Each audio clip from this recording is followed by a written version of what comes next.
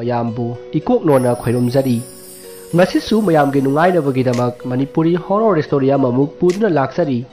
horror story asigi maming Thongkhong wari asi hingliba amadi sikraba kanagumbi amataga marinajadi ai ibana wakhana sagacharaga tabiriba singi nga pothanabagidamata semjaba warini haujik mayamda khudol tamjari Manipuri horror story Thongkhong numitu nong yam kanna tai khakpa lawba lepti hari hoigi yumdu sangoi yum sani yum ge jaksang adusu kabak mine sijinnakiba amanba jingana kuppaga sabani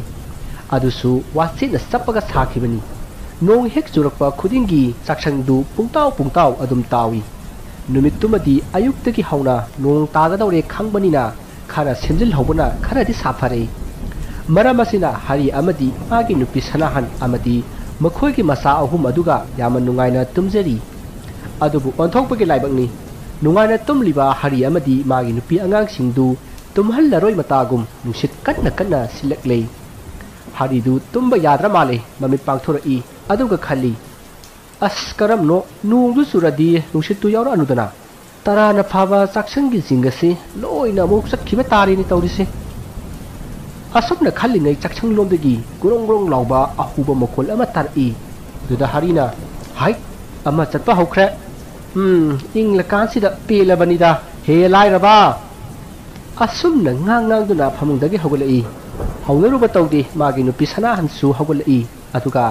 chakchang lomda prap changi asumna makhuna changak padadi chakchang da kubba jinga ani humdu aga lerame maduda harina fajare puga hange dana se kai kanda da thalamino khangdine loi humkhrage haidine humkhro saksang chi sune loino humkhro lar bai khoi se loino humkhro ina khunba singdi amon ma pak wathakta ponda tha ba supaga nong ta ba se tumba nungai ka kai dana tumamni lai phawwa ina khunbagi mai kai da laiko pele mai su lakte Manipur ne na tawrisina nong gu taraba mai adamule nung siga songna samnaba yadaba matei thongnabra khangde wane asumna harina ngang duna saksangdagi humdokiba jinga adu amuk loksingduna nong nuksit mar aduda saksangda kupnanaba kanna laknari masigi matung usin nasin jinga du kuppati loiselle haridu nongna pungchot chotle ingmana sumasadu thak niklabani magi nupi sanahana magi hongdoknaba phi piri hai sanahan nangsu aingonda leibadagi nungaibana loirene ha namana pokpadagi sigumbasi thingnaram khiroi film da kaida ubana tana ha astaning deda kai di wano ingi bodo khara fanaba mai hogachira hogolani haujipu kadai dagi singna hogkadori bano ha nong yusanbagi jaksing sisu loktak sara kadai dagi singna mai hogkadori bano mi ho pharese adu oragana phamungda changbikro lok amuk thungakpa tare ai saksang se haifeta naptho amkhigeba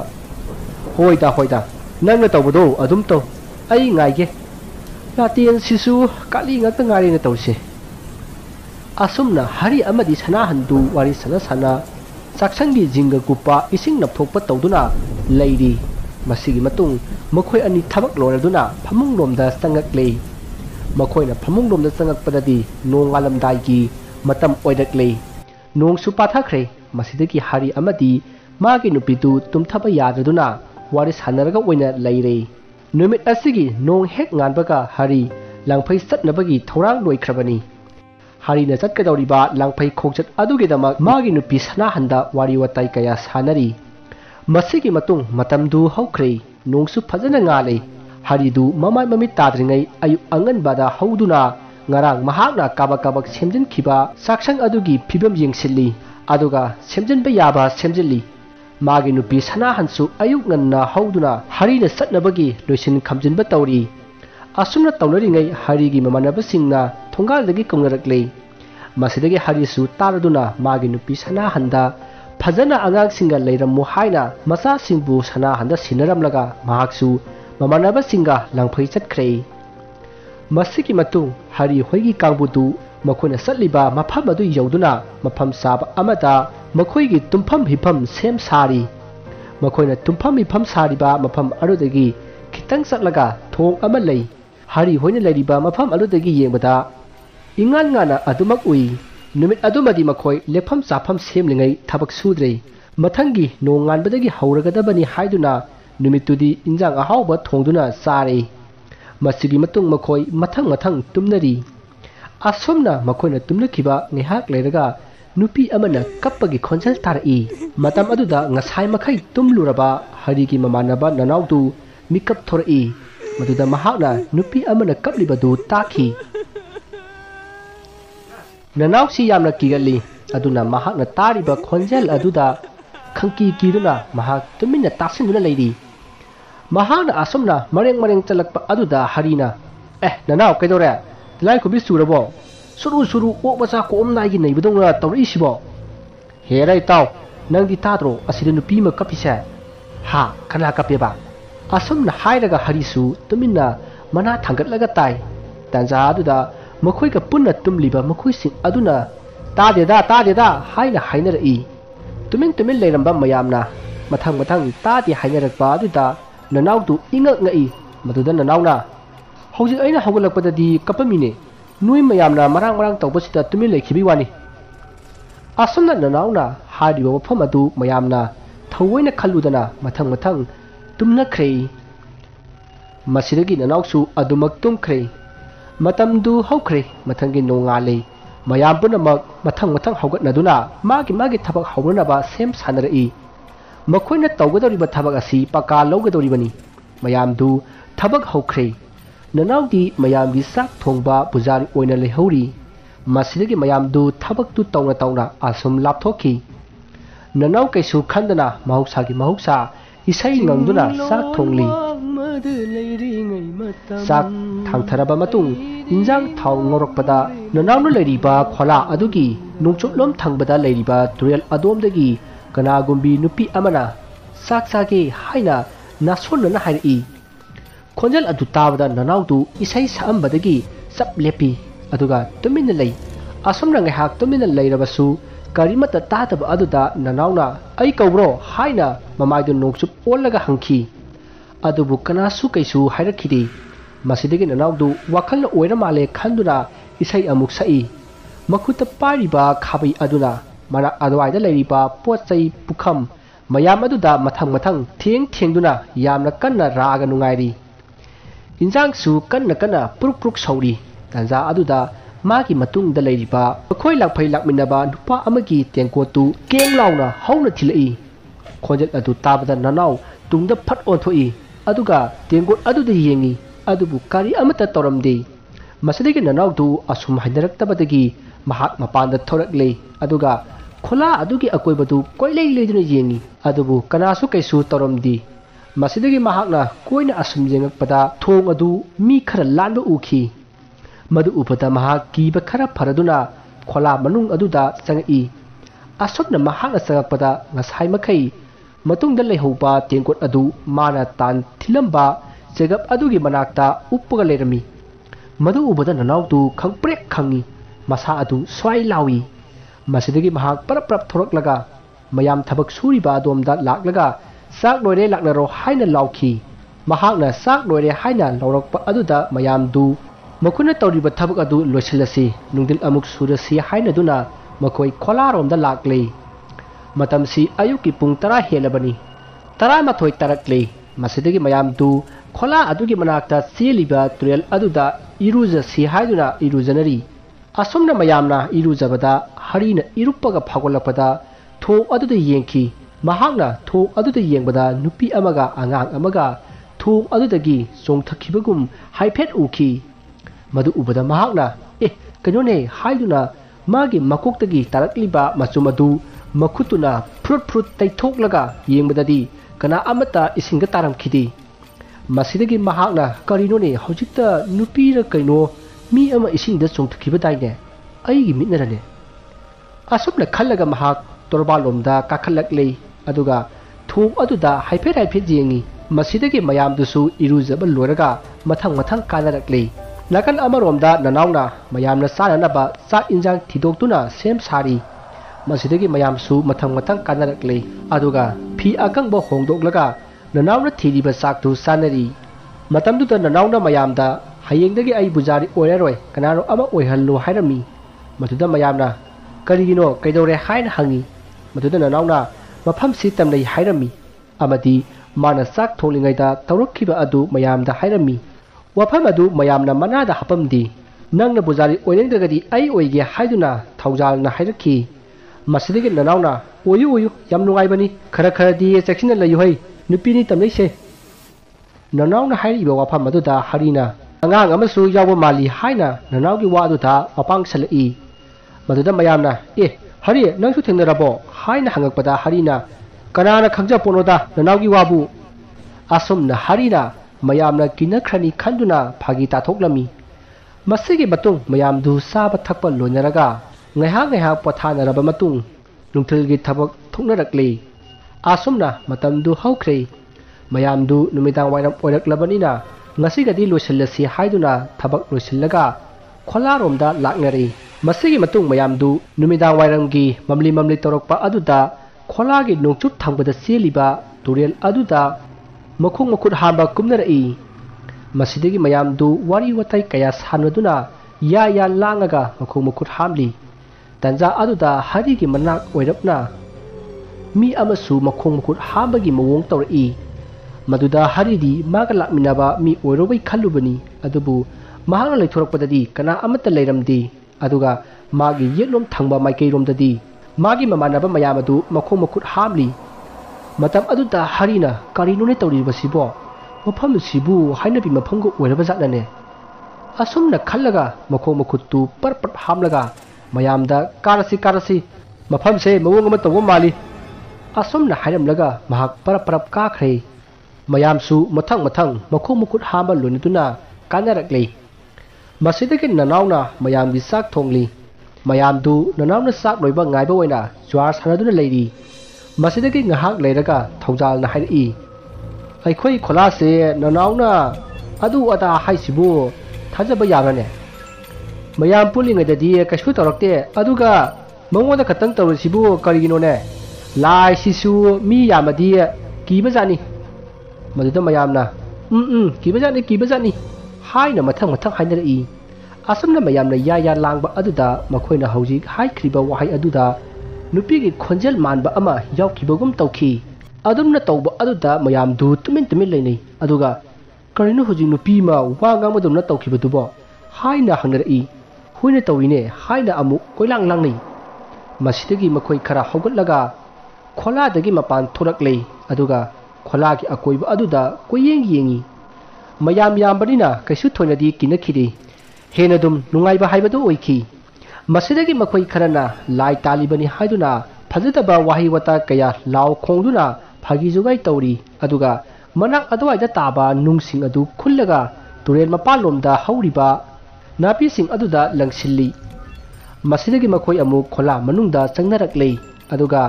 ꯆꯥꯛ ꯂꯣꯏꯕ ꯉꯥꯏꯕ ꯑꯣꯏꯅ ꯖ꯭ꯋꯥꯔ ꯑꯃꯨꯛ ꯁꯥꯟꯅꯔꯤ ꯍꯟꯗꯛꯇꯤ ꯀꯩꯃꯠꯇ ꯇꯧꯔꯛꯈꯤꯗ꯭ꯔꯦ ꯃꯌꯥꯝꯁꯨ ꯊꯣꯏꯅ ꯈꯟꯖꯤꯜꯂꯨꯗ꯭ꯔꯦ ꯃꯁꯤꯒꯤ ꯃꯇꯨꯡ ꯅꯅꯥꯎꯅ ꯆꯥꯛ ꯂꯣꯏꯔꯛꯄꯗꯒꯤ ꯃꯌꯥꯝꯗꯨ ꯆꯥꯛ ꯆꯥꯊꯣꯛꯂꯦ ꯑꯗꯨꯒ ꯃꯊꯪ ꯃꯍꯩ ꯇꯨꯝꯅꯈ꯭ꯔꯦ ꯅꯨꯃꯤꯠꯇꯨ ꯊꯥꯕꯜ ꯐꯖꯅ ꯊꯣꯛꯏ ꯅꯨꯡꯁꯤꯠꯁꯨ ꯈꯔ ꯑꯗꯨꯝ ꯁꯤꯠꯂꯤ ꯇꯥꯟꯖꯥ ꯑꯗꯨꯗ ꯉꯔꯥꯡꯒꯤ ꯃꯇꯧꯒꯨꯝ ꯅꯨꯄꯤ ꯑꯃ ꯀꯞꯄꯒꯤ ꯈꯣꯟꯖꯦꯜ ꯇꯥꯔꯛꯏ ꯍꯟꯗꯛꯇꯤ ꯈꯣꯟꯖꯦꯜ ꯑꯗꯨ ꯈꯣꯂꯥ ꯑꯗꯨꯗ ꯇꯨꯝꯂꯤꯕ ꯃꯈꯣꯏ ꯂꯣꯏꯅ ꯇꯥꯈꯤ ꯃꯁꯤꯗꯒꯤ ꯃꯌꯥꯝꯅ ꯈꯣꯂꯥ ꯑꯗꯨꯗꯒꯤ ꯃꯄꯥꯟꯗꯗꯤ ꯊꯣꯛꯇꯕꯤꯗ ꯈꯣꯂꯥ ꯑꯗꯨꯒꯤ ꯑꯍꯣꯕ ꯃꯈꯨꯜ ꯊꯤꯗꯨꯅ ꯀꯞꯂꯤꯕ ꯈꯣꯟꯖꯦꯜ ꯑꯗꯣꯝꯗ ꯀꯅꯥ ꯂꯩꯕꯅꯣ ꯍꯥꯏꯗꯨꯅ ꯌꯦꯡꯅꯔꯤ ꯃꯈꯣꯏꯅ ꯑꯁꯨꯝꯅ ꯌꯦꯡꯉꯛꯄꯗ ꯃꯈꯣꯏꯒꯤ ꯈꯣꯂꯥ ꯑꯗꯨꯗꯒꯤ ꯈꯔ ꯆꯠꯂꯒ ꯂꯩꯔꯤꯕ ꯊꯣꯡ ꯑꯗꯨꯗ ꯀꯅꯥꯒꯨꯝꯕꯤ ꯅꯨꯄꯤ ꯑꯃ ꯑꯉꯥꯡ ꯑꯃ ꯃꯈꯨꯠꯇ ꯁꯝꯂꯒ ꯀꯞꯄꯒ ꯆꯠꯄꯗꯨ ꯃꯈꯣꯏꯅ ꯎꯈꯤ ꯐꯤꯕꯝ ꯑꯗꯨ ꯎꯕꯗ ꯈꯣꯂꯥ ꯑꯗꯨꯗ ꯂꯩꯔꯤꯕ ꯃꯈꯣꯏ ꯃꯌꯥꯝꯗꯨ ꯃꯤꯍꯨꯟ ꯁꯨꯗ꯭ꯔꯦ ꯀꯔꯤꯅꯣ ꯎꯔꯤꯕꯁꯤꯕꯨ ꯈꯟꯗꯨꯅ ꯇꯨꯃꯤꯟ ꯌꯦꯡꯉꯤ ꯃꯁꯤꯗꯒꯤ ꯅꯨꯄꯤ ꯑꯗꯨ ꯊꯣꯡ ꯑꯗꯨꯗꯒꯤ ꯇꯞꯅ ꯃꯃꯤ ꯁꯥꯃꯤ ꯃꯥꯡꯈ꯭ꯔꯦ ꯑꯁꯨꯝꯅ ꯅꯨꯄꯤ ꯑꯗꯨꯒ ꯑꯉꯥꯡ ꯑꯗꯨꯒꯅ ꯃꯥꯡꯈꯤꯕ ꯑꯗꯨꯗ ꯃꯈꯣꯏ ꯂꯥꯡꯐꯩ ꯂꯥꯛꯄ ꯀꯥꯡꯕꯨ ꯑꯗꯨ ꯃꯈꯣꯏꯒꯤ ꯊꯥꯔꯤꯕ ꯇꯨꯝꯐꯝ ꯑꯗꯨꯗ ꯂꯥꯛꯅꯔꯒ ꯄꯔꯦꯡ ꯍꯤꯞꯄꯤ ꯑꯗꯨꯒ ꯃꯐꯝ ꯑꯁꯤꯗ ꯀꯨꯏꯅ ꯂꯩꯊꯕꯗ ꯈꯨꯗꯣꯡ ꯆꯥꯔꯣꯏ ꯑꯗꯨꯅ ꯍꯌꯦꯡꯃꯛ ꯃꯐꯝ ꯑꯃꯗ ꯈꯣꯂꯥ ꯍꯣꯡꯗꯣꯛꯁꯤ ꯍꯥꯏꯅ ꯃꯊꯪ ꯍꯥꯏꯅꯔꯛꯏ ꯋꯥꯐꯝ ꯑꯗꯨ ꯃꯌꯥꯝꯅ ꯌꯥꯅꯔꯦ ꯃꯁꯤꯗꯒꯤ ꯃꯈꯣꯏ ꯃꯊꯪ ꯇꯨꯝꯅꯔꯦ ꯑꯁꯨꯝꯅ ꯉꯥꯏꯍꯥꯛ ꯇꯨꯝꯊꯔꯕ ꯃꯇꯨꯡ ꯃꯈꯣꯏꯅ ꯇꯨꯝꯂꯤꯕ ꯈꯣꯂꯥ ꯑꯗꯨꯗ ꯅꯨꯡ ꯑꯃꯅ ꯌꯥꯝꯅ ꯀꯟꯅ ꯃꯈꯣꯜ ꯍꯧꯅ ꯊꯥꯔꯛꯏ खोला अदु जिंगनगा कुपे नेमगा नेमबने खोंजल अदुना तुमलंबा मयाम दु खंगदुना माना माना थोपा कोलाउ लाउनरई मसिदगी खंगहौदना मसिंग यामलबा नुंगसिंगना मथंग मथंग थोमजिलई मसिदगी खोला मनुंग लेरंबा मयाम अदु मपालोमदा काइदुना चेंथोकनरई असोमना मकुना चेंथोकनरकपदगिदी कयमता तौरखिद्रै मसिदा खोला अदुगी लीडर अदुना मयामदा सावना हाइरई नखोइना ngasai dung thobani ne se tori se phare ba se lai du se chadi sijage dani leader gi wapum du da ngasai nung thomu ba makhui sing aduna hera tabom jaw ai khoi di sa kai orubu ning duna thomlu bagi wani lai ni haibadi ai khoi na khangbro leader ga makhoi khara ga sagat narak pa aduda hari amadi makhoi khara na yara se kana da bada adu ba do to adu charu khola se hayeng nong heng an baga मफम अमदा होंदुनबा तौसी हौजिकती नुंग थोमपसु लेपख्रबनिना तुमनरसी असुमना हायरगा मयामदु मथंग मथंग चंगनरई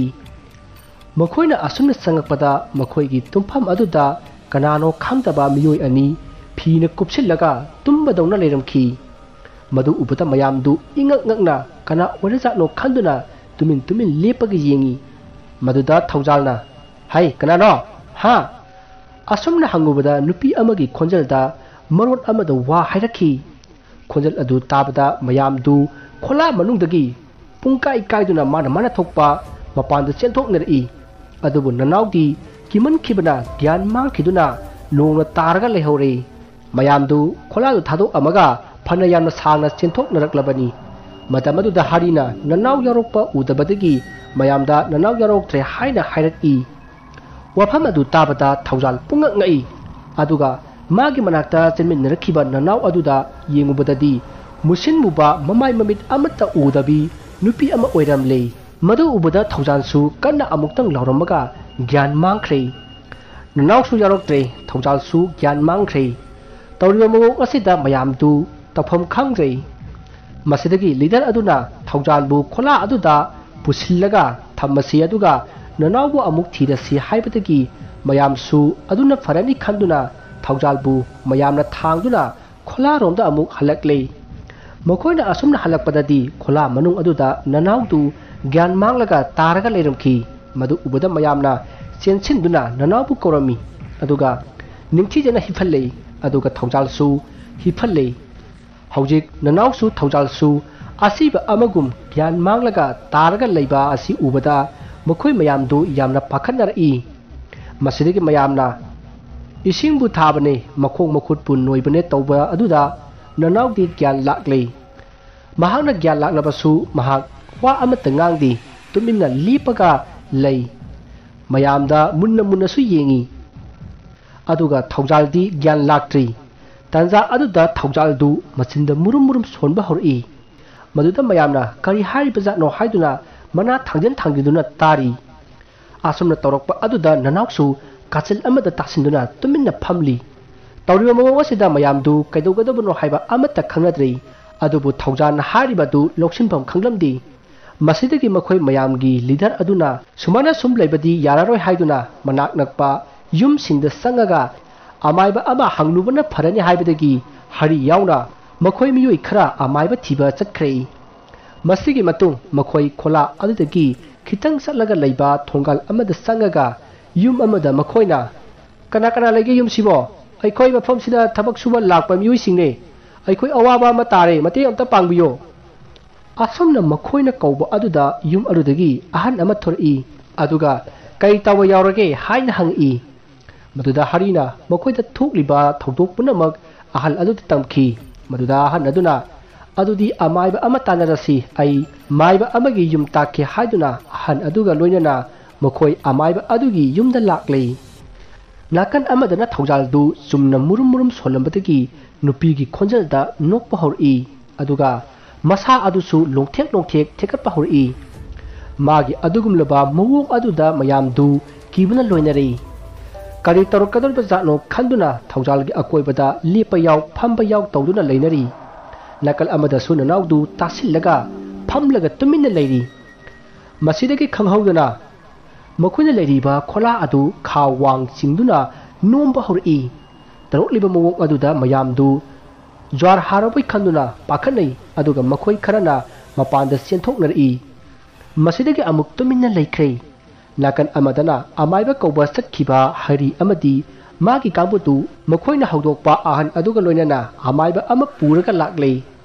लंबिदा अमाइबा अदुना करिगी मफम अदुदा यारिक्लिबनो हाइना सैरमी मदुदा हरिना अखोइदी मफम असिगी मरमदा अमतसु खंगदि हाइना खुमकी मदुदा अमाइबा अदुना नखोइना खांगत्रबसु मना अदवाइदा लेरिबा आहन सिंगदा मफम असी कमदोबनो करिनो हाइबदु हंगफम थोकपनिने असुमना ngang लापना हौजिक खोला अदु यरगले मसिदगी आमाइबा अदुना कराई अनाबदो हाइदुना हंगी मदुदा leader अदुना मनुंगदा लेरे हाइदुना पुसिलक्ले अदुगा थौजालबु यिंगहल्लमी मसिदगी अमाइबा अदुना थौजालगी मखुत्ता पाइरगा मिहुनगी कांगलोन येंखी मसिदगी अमाइबा अदुना लाई अमा खोइरमसी अदुना केंडलगी मैरा अहुम लाई अंगांगबा अमदी सुही खरा अमसुंग ई थोकपा जीव अमा थौरांग तौरो हाइरखी असमना हाइरकपदा लीडर अदुना अतै अतैदी लांगबा ngamni अदुगा सुहीदी कदाइदगी लौरगदोरिबनो हाइना खुमखी मदुदा ngasai hari hoina कौथोखिबा आहन अदुना मखोइ लेकाइदा फंगनी हाइबदगी आहन अदुगा लोइनना मखोइ खरा सुही लोबा चतखरे मसिदगी मखोइ खरा अमना मनाक नकपा मखोइना सिंग हवाई थुम मोरोक हेक लेबा दुकान अदुदा सटलगा केंडल लेबा चतखरे असोमना मखोइ मयामना दुकान मपु हौदोकअगा केंडल लेबा अमदी लेकाइ अदुगी आहन अमा हौदोकअगा अहिंग अदुदा कोइचिन चेनबा अदुदा मी मथंग मथंग तानरक्तुना हौगतनरक्ले अदुगा खोला अदोमदा लाक्नरे असोमना लाक्नरक्पा मियाम अदुना खोला मफम अदु मीना पिक थल्ले मसिदगी केंडल लेबा चतखिबा कांगबु अदुसु लाक्ले अदुगा सुही लोबा चतखिबा मखोइसिंग अदुसु लाक्ले मसिगे मतुंग मखोइना पुरक्लिबा पोलमसिंग अदु अमाइबा अदुदा पीरे मसिदगी अमाइबा अदुना पोलमसिंग अदु सुरबरा हाइदुना येंगबा मतमददी अनि वाली हाइई मदुदा हरिना ओजा अमाइबा करी अमु वालबगे हाइना हंगी मदुदा अमाइबा अदुना लई अंगांगबा अमगा याको अमगा वाली हाइरखी मसिदगी मखोइ खरा अमुक थोरअगा अदवाइदा लेरिबा मीसिंग अदुदा कना कनागे लई अंगांगबा साटके हाइना हंगी मदुदा नुपा अमना अखोइगे साटली अखोइदगी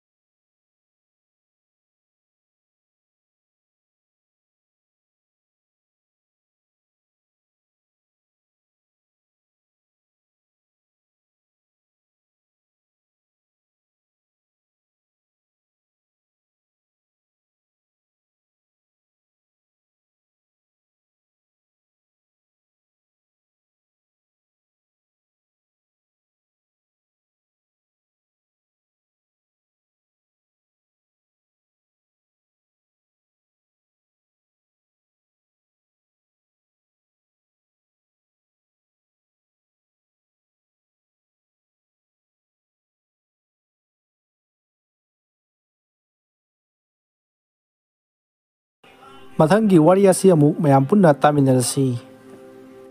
ꯍꯣꯔꯔ ꯁ꯭ꯇꯣꯔꯤ ꯑꯁꯤꯒꯤ ꯃꯃꯤꯡ ꯑꯅꯨꯔꯥꯙꯥ. ꯋꯥꯔꯤ ꯑꯁꯤ ꯍꯤꯡꯂꯤꯕ ꯑꯃꯗꯤ ꯁꯤꯈ꯭ꯔꯕ ꯀꯅꯥꯒꯨꯝꯕꯤ ꯑꯃꯠꯇꯒ ꯃꯔꯤ ꯂꯩꯅꯖꯗꯦ. ꯑꯏꯕꯅ ꯋꯥꯈꯜ ꯁꯥꯒꯠꯆꯔꯒ ꯇꯥꯕꯤꯔꯤꯕꯁꯤꯡꯒꯤ ꯉꯥꯏꯍꯥꯛ ꯄꯣꯊꯥꯅꯕꯒꯤꯗꯃꯛꯇ ꯁꯦꯝꯖꯕ ꯋꯥꯔꯤꯅꯤ. ꯍꯧꯖꯤꯛ ꯃꯌꯥꯝꯗ ꯈꯨꯗꯣꯜ ꯇꯝꯖꯔꯤ ꯃꯅꯤꯄꯨꯔꯤ ꯍꯣꯔꯔ ꯁ꯭ꯇꯣꯔꯤ ꯑꯅꯨꯔꯥꯙꯥ. ꯅꯨꯃꯤꯠꯇꯨ ꯁꯤꯕꯔꯥꯇꯤ ꯅꯨꯃꯤꯠꯅꯤ. ꯖꯦꯀꯤ, ꯔꯥꯖ ꯑꯃꯗꯤ ꯊꯦꯝꯕꯨꯡ ꯃꯈꯣꯏ ꯑꯍꯨꯝ ꯍꯧꯅꯗꯨꯅ ꯃꯈꯣꯏ ꯂꯩꯀꯥꯏꯒꯤ ꯊꯪꯅꯕꯗ ꯂꯩꯕ ꯏꯄꯨ ꯁꯨꯕꯥꯁ ꯍꯣꯏꯒꯤ ꯃꯍꯥꯗꯦꯕ ꯈꯣꯏꯔꯨꯝꯒꯅꯤ ꯇꯥꯕꯗ ꯃꯈꯣꯏꯁꯨ ꯆꯠꯂꯤ. ꯑꯁꯨꯝꯅ ꯃꯈꯣꯏꯅ ꯂꯥꯛꯄꯗ ꯖꯦꯀꯤꯅ, "ꯃꯇꯥꯎ, ꯑꯩꯈꯣꯏꯅ ꯆꯠꯂꯤꯕ ꯊꯕꯛꯁꯦ ꯑꯩꯗꯤ ꯀꯌꯥ ꯑꯣꯏꯅꯝꯗꯦꯍꯦ. ꯂꯩꯀꯥꯏꯒꯤ ꯃꯤ ꯃꯌꯥꯝ ꯑꯃꯁꯨ ꯂꯩꯔꯝꯅꯤ. ꯄꯣꯠ ꯄꯥꯏꯒꯦ ꯍꯥꯏꯕꯗ ꯀꯩꯁꯨ ꯌꯥꯔꯛꯑꯣꯏ. ꯑꯗꯨ ꯁꯔꯨꯛ ꯃꯥꯃ ꯅꯟꯗꯨ ꯍꯣꯏꯒꯤꯗꯒꯤ ꯈꯔ ꯂꯧꯍꯧꯕꯅ ꯐꯅꯤꯗ." ꯑꯁꯨꯝꯅ ꯖꯦꯀꯤꯅ ꯍꯥꯏꯔꯛꯄꯗ ꯊꯦꯝꯕꯨꯡꯅ ꯑꯃꯨꯛ ꯈꯨꯝꯂꯛꯏ, "ꯑꯩꯒꯤꯗꯤ ꯒꯟꯖꯥꯗꯣ ꯊꯛꯑꯁꯨ ꯌꯥꯏ. ꯏꯄꯨ ꯁꯨꯕꯥꯁ ꯍꯣꯏꯒꯤ ꯃꯁꯨ ꯅꯨꯄꯤ ꯍꯟꯗꯛ ꯀ꯭ꯂꯥꯁ 10 ꯀꯥꯕꯤꯗꯣ ꯃꯥ ꯎꯔꯗꯤ ꯌꯥꯔꯦ." ꯊꯦꯝꯕꯨꯡꯒꯤ ꯋꯥꯗꯨ ꯇꯥꯕꯗ ꯔꯥꯖꯅ, "ꯃꯇꯥꯎ ꯊꯦꯝꯕꯨꯡ, ꯅꯪꯕꯨ ꯅꯨꯄꯤꯗ ꯉꯥꯎꯕꯁꯤ ꯉꯥꯎꯏꯍꯦ. ꯑꯎꯕ ꯈꯨꯗꯤꯡꯃꯛ ꯍꯦꯛ ꯍꯥꯏꯔꯗꯅ." "ꯍꯥꯏꯗꯗꯤ ꯀꯩꯅꯣ, ꯅꯣꯏꯒꯤꯗꯤ ꯁꯤꯔꯀꯥꯟꯗ ꯀꯞꯄꯤꯅꯕ ꯑꯃꯃꯝ ꯂꯩꯔꯕꯅꯤꯅ ꯂꯦꯝꯊꯣꯛꯑꯁꯨ ꯌꯥꯏ. ꯑꯩꯒꯤꯗꯤ ꯀꯞꯄꯤꯅꯕꯗꯤ ꯂꯥꯏꯔꯗꯅ ꯀꯂꯛꯄꯤꯅꯕ ꯐꯥꯎꯕ ꯍꯦꯛ ꯂꯩꯇꯦ. ꯑꯗꯨ ꯃꯤꯅ ꯁꯦꯝꯕꯤꯒꯤꯗꯤ ꯅꯪ ꯌꯥꯕ꯭ꯔꯣ? ꯍꯣ, ꯄꯥꯝꯗꯤꯌꯦ. ꯃꯤꯅ ꯏꯟꯁꯤꯜꯂꯒ ꯀꯣꯏꯕ ꯅꯨꯄꯤꯁꯦ ꯌꯥꯝ ꯀꯥꯏꯅꯒꯜꯂꯤꯌꯦ." "ꯑꯦ, ꯑꯗꯨꯗꯤ ꯀꯅꯥꯅ ꯍꯥꯏꯕ?" "ꯖꯦꯀꯤꯅ ꯍꯥꯏꯅꯤꯅꯦ." "ꯍꯥꯏ, ꯑꯩ ꯍꯥꯏꯗꯦꯀꯣ. ꯅꯣꯏ ꯉꯝꯅꯕ ꯑꯗꯨꯝ ꯍꯥꯏꯅꯧ. ꯑꯩ ꯄꯛꯁꯟꯕꯤꯔꯛꯀꯅꯨ." ꯑꯁꯨꯝꯅ ꯋꯥꯔꯤ ꯁꯥꯟꯅ ꯂꯥꯛꯄꯅ ꯏꯄꯨ ꯁꯨꯕꯥꯁ ꯍꯣꯏꯒꯤ, "ꯀꯔꯤ ꯋꯥꯠꯂꯒꯦ ꯀꯀꯥ?" "ꯑꯦ, ꯁꯤꯗꯤ ꯀꯀꯥ ꯅꯠꯇꯦꯅꯦ. ꯅꯪꯗꯤ ꯀꯩꯗꯧꯕꯒꯤ ꯁꯤꯗ ꯂꯥꯛꯏꯕ?" "ꯁꯨꯝ." "ꯅꯣꯏ ꯏꯄꯨꯗꯤ ꯃꯄꯥꯟꯗ ꯂꯩꯔꯝꯒꯅꯤꯌꯦ. ꯐꯣꯂꯥ ꯆꯥꯕ ꯂꯥꯛꯏꯔꯣ?" "ꯑꯧ, ꯂꯥꯛꯏꯅꯦ. ꯑꯗꯣ ꯅꯣꯏ ꯏꯄꯨꯒꯤ ꯉꯁꯤꯒꯤ ꯀꯥꯡꯃꯩꯗꯨꯕꯨ ꯀꯗꯥꯏꯗ ꯊꯝꯒꯦ? ꯈꯔ ꯄꯤꯔꯛꯎꯗꯅ. ꯏꯃꯥꯟꯅꯕ ꯈꯔ ꯉꯥꯏꯍꯧꯔꯤꯌꯦ. ꯃꯣꯏꯒ ꯈꯨꯔꯨꯒꯦ ꯇꯧꯕꯅꯦ." "ꯍꯥ, ꯀꯩꯅꯣ ꯀꯥꯡꯃꯩ ꯍꯥꯏꯁꯤꯕꯣ?" "ꯑꯁ, ꯅꯪ ꯁꯤꯗꯤ ꯁꯤꯕꯔꯥꯇꯤꯅꯤ ꯈꯪꯗ꯭ꯔꯣ? ꯁꯨꯃꯥꯡꯗ ꯀꯩꯗ ꯃꯤ ꯃꯌꯥꯝ ꯑꯃ ꯀꯥꯡꯃꯩ ꯈꯨꯔꯨꯁꯤꯗꯤ ꯈꯪꯆꯤꯟꯅꯗꯕꯒ ꯁꯥꯗꯅ." "ꯑꯣ, ꯑꯗꯨꯒꯤ ꯑꯣꯏꯔꯗꯤ ꯑꯩꯗꯤ ꯈꯪꯗꯤꯌꯦ. ꯏꯄꯨꯗ ꯍꯪꯉꯣ." "ꯑꯁ, ꯇꯜꯂꯦꯕ. ꯅꯪ ꯀꯣꯛ ꯄꯨꯊꯣꯔꯛꯑꯣ. ꯅꯣꯏ ꯏꯄꯨꯒꯤ ꯀꯥꯗ ꯁꯣꯏꯗꯅ ꯂꯩꯔꯝꯅꯤ." "ꯄꯨꯕꯨꯗꯤ ꯄꯨꯊꯣꯔꯛꯀꯦ. ꯑꯗꯣ ꯅꯤꯁꯥ ꯆꯥꯕꯁꯦ ꯌꯥꯝ ꯐꯠꯇꯕꯅꯤꯀꯣ." "ꯍꯦꯔꯥ, ꯁꯤꯗꯤ ꯆꯥꯕ ꯅꯠꯇꯦꯗ, ꯆꯤꯡꯗꯧꯕꯅꯤ." ꯑꯁꯨꯝꯅ ꯍꯥꯏꯅꯔꯕ ꯃꯇꯨꯡ ꯁꯤꯜꯀꯤꯅ ꯃꯌꯣꯝ ꯃꯆꯥ ꯑꯃ ꯄꯨꯊꯣꯔꯛꯏ. ꯑꯗꯨꯒ ꯊꯦꯝꯕꯨꯡꯗ ꯄꯤꯔꯝꯃꯤ. ꯃꯁꯤꯗꯒꯤ ꯊꯦꯝꯕꯨꯡꯗꯨ ꯁꯤꯜꯀꯤꯗ ꯊꯦꯡꯀ꯭ꯌꯨ ꯍꯥꯏꯔꯝꯂꯒ ꯅꯣꯛꯇꯨꯅ ꯊꯣꯔꯛꯂꯦ. ꯁꯤꯜꯀꯤꯁꯨ ꯅꯣꯛꯃꯤ ꯏꯃꯨꯡꯗ ꯆꯪꯈ꯭ꯔꯦ. ꯃꯁꯤꯒꯤ ꯃꯇꯨꯡ ꯊꯦꯝꯕꯨꯡꯗꯨ ꯖꯦꯀꯤ ꯑꯃꯗꯤ ꯔꯥꯖꯀꯤ ꯃꯅꯥꯛꯇ ꯄꯔꯞ ꯂꯥꯛꯏ. "ꯑꯁ, ꯆꯣꯞꯄꯤꯍꯦ. ꯀꯩꯗꯧꯔꯒꯦ ꯃꯇꯥꯎ? ꯏꯄꯨꯅ ꯆꯩꯔꯛꯏꯔꯣ?" "ꯑꯁ, ꯑꯗꯨꯏ ꯅꯠꯇꯦꯍꯦ. ꯑꯩꯅ ꯃꯅꯤꯡꯊꯣꯡꯗ ꯏꯄꯨ ꯁꯨꯕꯥꯁꯇꯣ ꯀꯧꯔꯨꯕꯅꯤ. ꯑꯗꯨꯒ ꯃꯁꯨ ꯅꯨꯄꯤ ꯁꯤꯜꯀꯤꯗꯨ ꯑꯣꯏꯅ ꯊꯣꯔꯛꯏꯕꯅꯦꯃꯤ." "ꯑꯦ, ꯃꯥꯅ ꯄꯤꯔꯛꯏꯔꯣꯁꯦ?" "ꯄꯤꯕꯨꯗꯤ ꯄꯤꯔꯛꯑꯦ. ꯑꯗ ꯏꯀꯥꯏꯕꯒꯤ ꯋꯥꯅꯤ." "ꯏꯀꯥꯏꯅ ꯍꯧꯗꯣꯡ ꯅꯪꯅ ꯀꯗꯥꯏ ꯄꯣꯠꯇꯨꯗꯤ?" "ꯁꯤꯅ ꯊꯣꯛꯄ ꯄꯥꯡꯅꯕ ꯍꯣꯠꯅꯔꯁꯤ." "ꯑꯁ, ꯁꯤꯒꯤ ꯅꯞꯊꯤꯃꯨꯛꯁꯤꯗꯤ ꯀꯩꯗꯧꯅꯗꯣꯏꯕ? ꯍꯥ, ꯀꯪꯀꯔꯁꯨ ꯌꯥꯎꯗꯦ. ꯀꯃꯥꯏꯅ ꯆꯤꯡꯗꯣꯏꯅꯣꯕ?" "ꯑꯁ, ꯃꯇꯥꯎ ꯖꯦꯀꯤ, ꯃꯥꯃ ꯅꯟꯗꯨ ꯍꯣꯏꯗꯒꯤ ꯈꯔ ꯂꯧꯔꯁꯤ. ꯑꯗꯨꯒ ꯃꯣꯏꯗꯒꯤ ꯀꯪꯀꯔꯗꯨꯁꯨ ꯑꯩ ꯂꯧꯔꯒꯦꯕ." "ꯑꯁ, ꯊꯦꯝꯕꯨꯡ, ꯑꯗꯨ ꯅꯪꯕꯨ ꯀꯪꯀꯔꯗꯨꯗꯤ ꯑꯝꯇꯪ ꯄꯥꯏꯔꯛꯄ ꯌꯥꯗꯕ꯭ꯔꯕ ꯅꯪꯕꯣ?" "ꯃꯇꯥꯎ ꯔꯥꯖ, ꯌꯥꯔ ꯇꯧꯔꯤꯅꯦ. ꯅꯪ ꯈꯪꯄꯣꯠꯇꯦ. ꯈꯔ ꯄꯨꯔꯛꯏꯗꯨ ꯅꯔꯥꯏꯕꯛ ꯐꯔꯕꯅꯤ." "ꯑꯁ, ꯌꯥꯁꯦ, ꯆꯠꯂꯁꯤ ꯂꯥꯛꯑꯣꯁꯦ. ꯊꯦꯡꯈꯤꯅꯕꯅꯤ." ꯑꯁꯨꯝꯅ ꯃꯈꯣꯏ ꯃꯃꯥꯟꯅꯕ ꯑꯍꯨꯝꯗꯨ ꯏꯄꯨ ꯁꯨꯕꯥꯁ ꯍꯣꯏꯗꯒꯤ ꯊꯣꯔꯛꯂꯦ. ꯑꯗꯨꯒ ꯃꯥꯃꯣ ꯅꯟꯗꯣ ꯍꯣꯏꯗꯒꯤ ꯒꯟꯖꯥ ꯈꯔ ꯂꯧꯔꯦ. ꯑꯗꯨꯒ ꯀꯪꯀꯔꯁꯨ ꯂꯧꯔꯝꯃꯤ. ꯃꯁꯤꯒꯤ ꯃꯇꯨꯡ ꯃꯈꯣꯏꯅ ꯍꯦꯛ ꯄꯨꯟꯕ ꯂꯧꯕꯨꯛꯀꯤ ꯃꯆꯤ ꯑꯃꯗ ꯍꯧꯕ ꯎ ꯑꯃꯒꯤ ꯃꯈꯣꯡꯗ ꯃꯈꯣꯏ ꯑꯍꯨꯝ ꯒꯟꯖꯥ ꯊꯛꯂꯤ. ꯃꯐꯝ ꯑꯗꯨ ꯋꯥ ꯌꯥꯝꯅ ꯍꯧꯕ ꯃꯔꯝꯅ ꯃꯔꯨꯝ ꯃꯌꯥ ꯃꯔꯥꯡ ꯌꯥꯝꯅ ꯀꯥꯏ. ꯑꯗꯨꯅ ꯌꯨ ꯊꯛꯄ, ꯒꯟꯖꯥ ꯊꯛꯄ ꯃꯤ ꯀꯌꯥ ꯃꯐꯝ ꯑꯗꯨꯋꯥꯏꯗ ꯑꯗꯨꯃꯛ ꯂꯥꯛꯏ. ꯅꯨꯃꯤꯠꯇꯨꯁꯨ ꯃꯤꯑꯣꯏ ꯀꯌꯥ ꯃꯁꯤꯗ ꯐꯝꯂꯤ. ꯑꯁꯨꯝꯅ ꯃꯈꯣꯏ ꯑꯍꯨꯝꯗꯨ ꯐꯅ ꯊꯦꯡꯂꯕ ꯐꯥꯎꯕ ꯃꯈꯣꯏ ꯑꯍꯨꯝꯗꯨ ꯄꯨꯜꯂꯤ. ꯃꯁꯤꯒꯤ ꯃꯇꯨꯡ ꯃꯈꯣꯏ ꯑꯍꯨꯝꯗꯨ ꯌꯨꯝꯗ ꯍꯟꯅꯔꯁꯤ ꯍꯥꯏꯗꯨꯅ ꯌꯨꯝꯗ ꯍꯟꯅꯔꯛꯂꯦ. ꯑꯁꯨꯝꯅ ꯄꯨꯟꯅ ꯍꯟꯃꯤꯟꯅꯔꯛꯄꯗꯒꯤ ꯃꯥꯒꯤ ꯌꯨꯝ ꯃꯥꯏꯀꯩꯗ ꯍꯥꯏꯗꯣꯛꯅꯈ꯭ꯔꯦ. ꯊꯦꯝꯕꯨꯡꯁꯨ ꯃꯥꯒꯤ ꯌꯨꯝꯂꯣꯝꯗ ꯑꯁꯨꯝ ꯂꯥꯛꯏ. ꯑꯁꯨꯝꯅ ꯃꯍꯥꯛꯅ ꯂꯥꯛꯄꯗ ꯃꯥꯒꯤ ꯇꯨꯡꯂꯣꯝꯗꯒꯤ ꯅꯨꯄꯤ ꯑꯃꯅ "ꯗꯥ ꯊꯦꯝꯕꯨꯡ" ꯍꯥꯏꯅ ꯀꯧꯔꯛꯈꯤ. ꯈꯣꯟꯖꯦꯜ ꯑꯗꯨ ꯇꯥꯕꯗ ꯊꯦꯝꯕꯨꯡꯗꯨ ꯃꯁꯥꯗ ꯁ꯭ꯋꯥꯏ ꯂꯥꯎꯕ ꯏꯍꯩ ꯍꯩꯅꯗꯕ ꯑꯃ ꯐꯥꯎꯈꯤ. ꯃꯁꯤꯗꯒꯤ ꯃꯍꯥꯛꯅ ꯀꯅꯥꯅꯣ ꯍꯥꯏꯗꯨꯅ ꯃꯃꯥꯏ ꯂꯩꯊꯣꯛꯄꯗꯗꯤ ꯀꯅꯥ ꯑꯃꯠꯇ ꯂꯩꯔꯝꯗꯦ. ꯃꯁꯤꯗꯒꯤ ꯃꯍꯥꯛ ꯉꯥꯏꯍꯥꯛ ꯂꯦꯞꯄꯒ ꯑꯀꯣꯏꯕ ꯑꯗꯨ ꯀꯣꯏꯌꯦꯡ ꯌꯦꯡꯉꯤ. ꯑꯗꯨꯕꯨ ꯀꯅꯥꯁꯨ ꯂꯩꯕ ꯎꯗꯕ ꯑꯗꯨꯗ ꯃꯍꯥꯛ ꯃꯌꯨꯝꯂꯣꯝꯗ ꯃꯃꯥꯏ ꯂꯩꯁꯤꯟꯗꯨꯅ ꯑꯃꯨꯛ ꯆꯠꯄ ꯍꯧꯏ꯫ ꯑꯁꯨꯝꯅ ꯆꯠꯂꯤꯉꯩ ꯑꯃꯨꯛꯀꯁꯨ ꯗꯥ ꯊꯦꯝꯕꯨꯡ ꯍꯥꯏꯅ ꯀꯧꯔꯛꯏ꯫ ꯃꯁꯤꯗꯒꯤ ꯊꯦꯝꯕꯨꯡꯅ ꯍꯥꯎꯅꯦ ꯀꯅꯥꯅꯣꯅꯦ ꯅꯪꯕꯣ? ꯑꯁꯨꯝꯅ ꯍꯥꯏꯔꯒ ꯃꯃꯥꯏꯗꯨ ꯇꯨꯡꯗ ꯑꯃꯨꯛ ꯁꯠ ꯑꯣꯟꯊꯣꯛꯏ꯫ ꯃꯇꯝ ꯑꯗꯨꯗ ꯅꯨꯄꯤ ꯑꯃ ꯂꯦꯞꯄꯒ ꯂꯩꯔꯝꯃꯤ꯫ ꯅꯨꯄꯤ ꯑꯗꯨ ꯎꯕꯗ ꯊꯦꯝꯕꯨꯡꯅ ꯁꯤꯁꯇꯔ ꯅꯪꯗꯤ ꯀꯅꯥꯅꯣ? ꯑꯩꯒꯤ ꯃꯤꯡꯗꯤ ꯅꯪꯅ ꯀꯔꯝꯅ ꯈꯪꯉꯤꯕ? ꯑꯁꯨꯝꯅ ꯍꯪꯕꯗ ꯅꯨꯄꯤ ꯑꯗꯨ ꯋꯥ ꯑꯃꯠꯇ ꯍꯥꯏꯔꯝꯗꯅ ꯊꯦꯝꯕꯨꯡꯒꯤ ꯃꯅꯥꯛꯇ ꯄꯔꯞ ꯆꯪꯉꯛꯏ ꯑꯗꯨꯒ ꯃꯥꯒꯤ ꯃꯅꯥꯛꯇꯒꯤ ꯑꯃꯨꯛ ꯆꯠꯈ꯭ꯔꯦ꯫ ꯑꯗꯨꯕꯨ ꯊꯦꯝꯕꯨꯡꯅ ꯁꯤꯁꯇꯔ ꯅꯪꯕꯨ ꯀꯅꯥꯅꯣ? ꯀꯩ ꯃꯤꯡ ꯀꯧꯒꯦ? ꯑꯁꯨꯝꯅ ꯍꯟꯖꯤꯟ ꯍꯟꯖꯤꯟ ꯀꯧꯈꯤ꯫ ꯑꯗꯨꯕꯨ ꯅꯨꯄꯤ ꯑꯗꯨꯗꯤ ꯑꯗꯨꯃꯛ ꯆꯠꯈ꯭ꯔꯦ꯫ ꯃꯁꯤꯗꯒꯤ ꯊꯦꯝꯕꯨꯡꯅ ꯒ꯭ꯌꯥꯟ ꯃꯦꯟ ꯇꯥꯄꯣꯟꯇꯦꯗ ꯀꯥꯟꯅꯗꯕꯗ ꯌꯨꯝ ꯆꯠꯂꯒꯦ꯫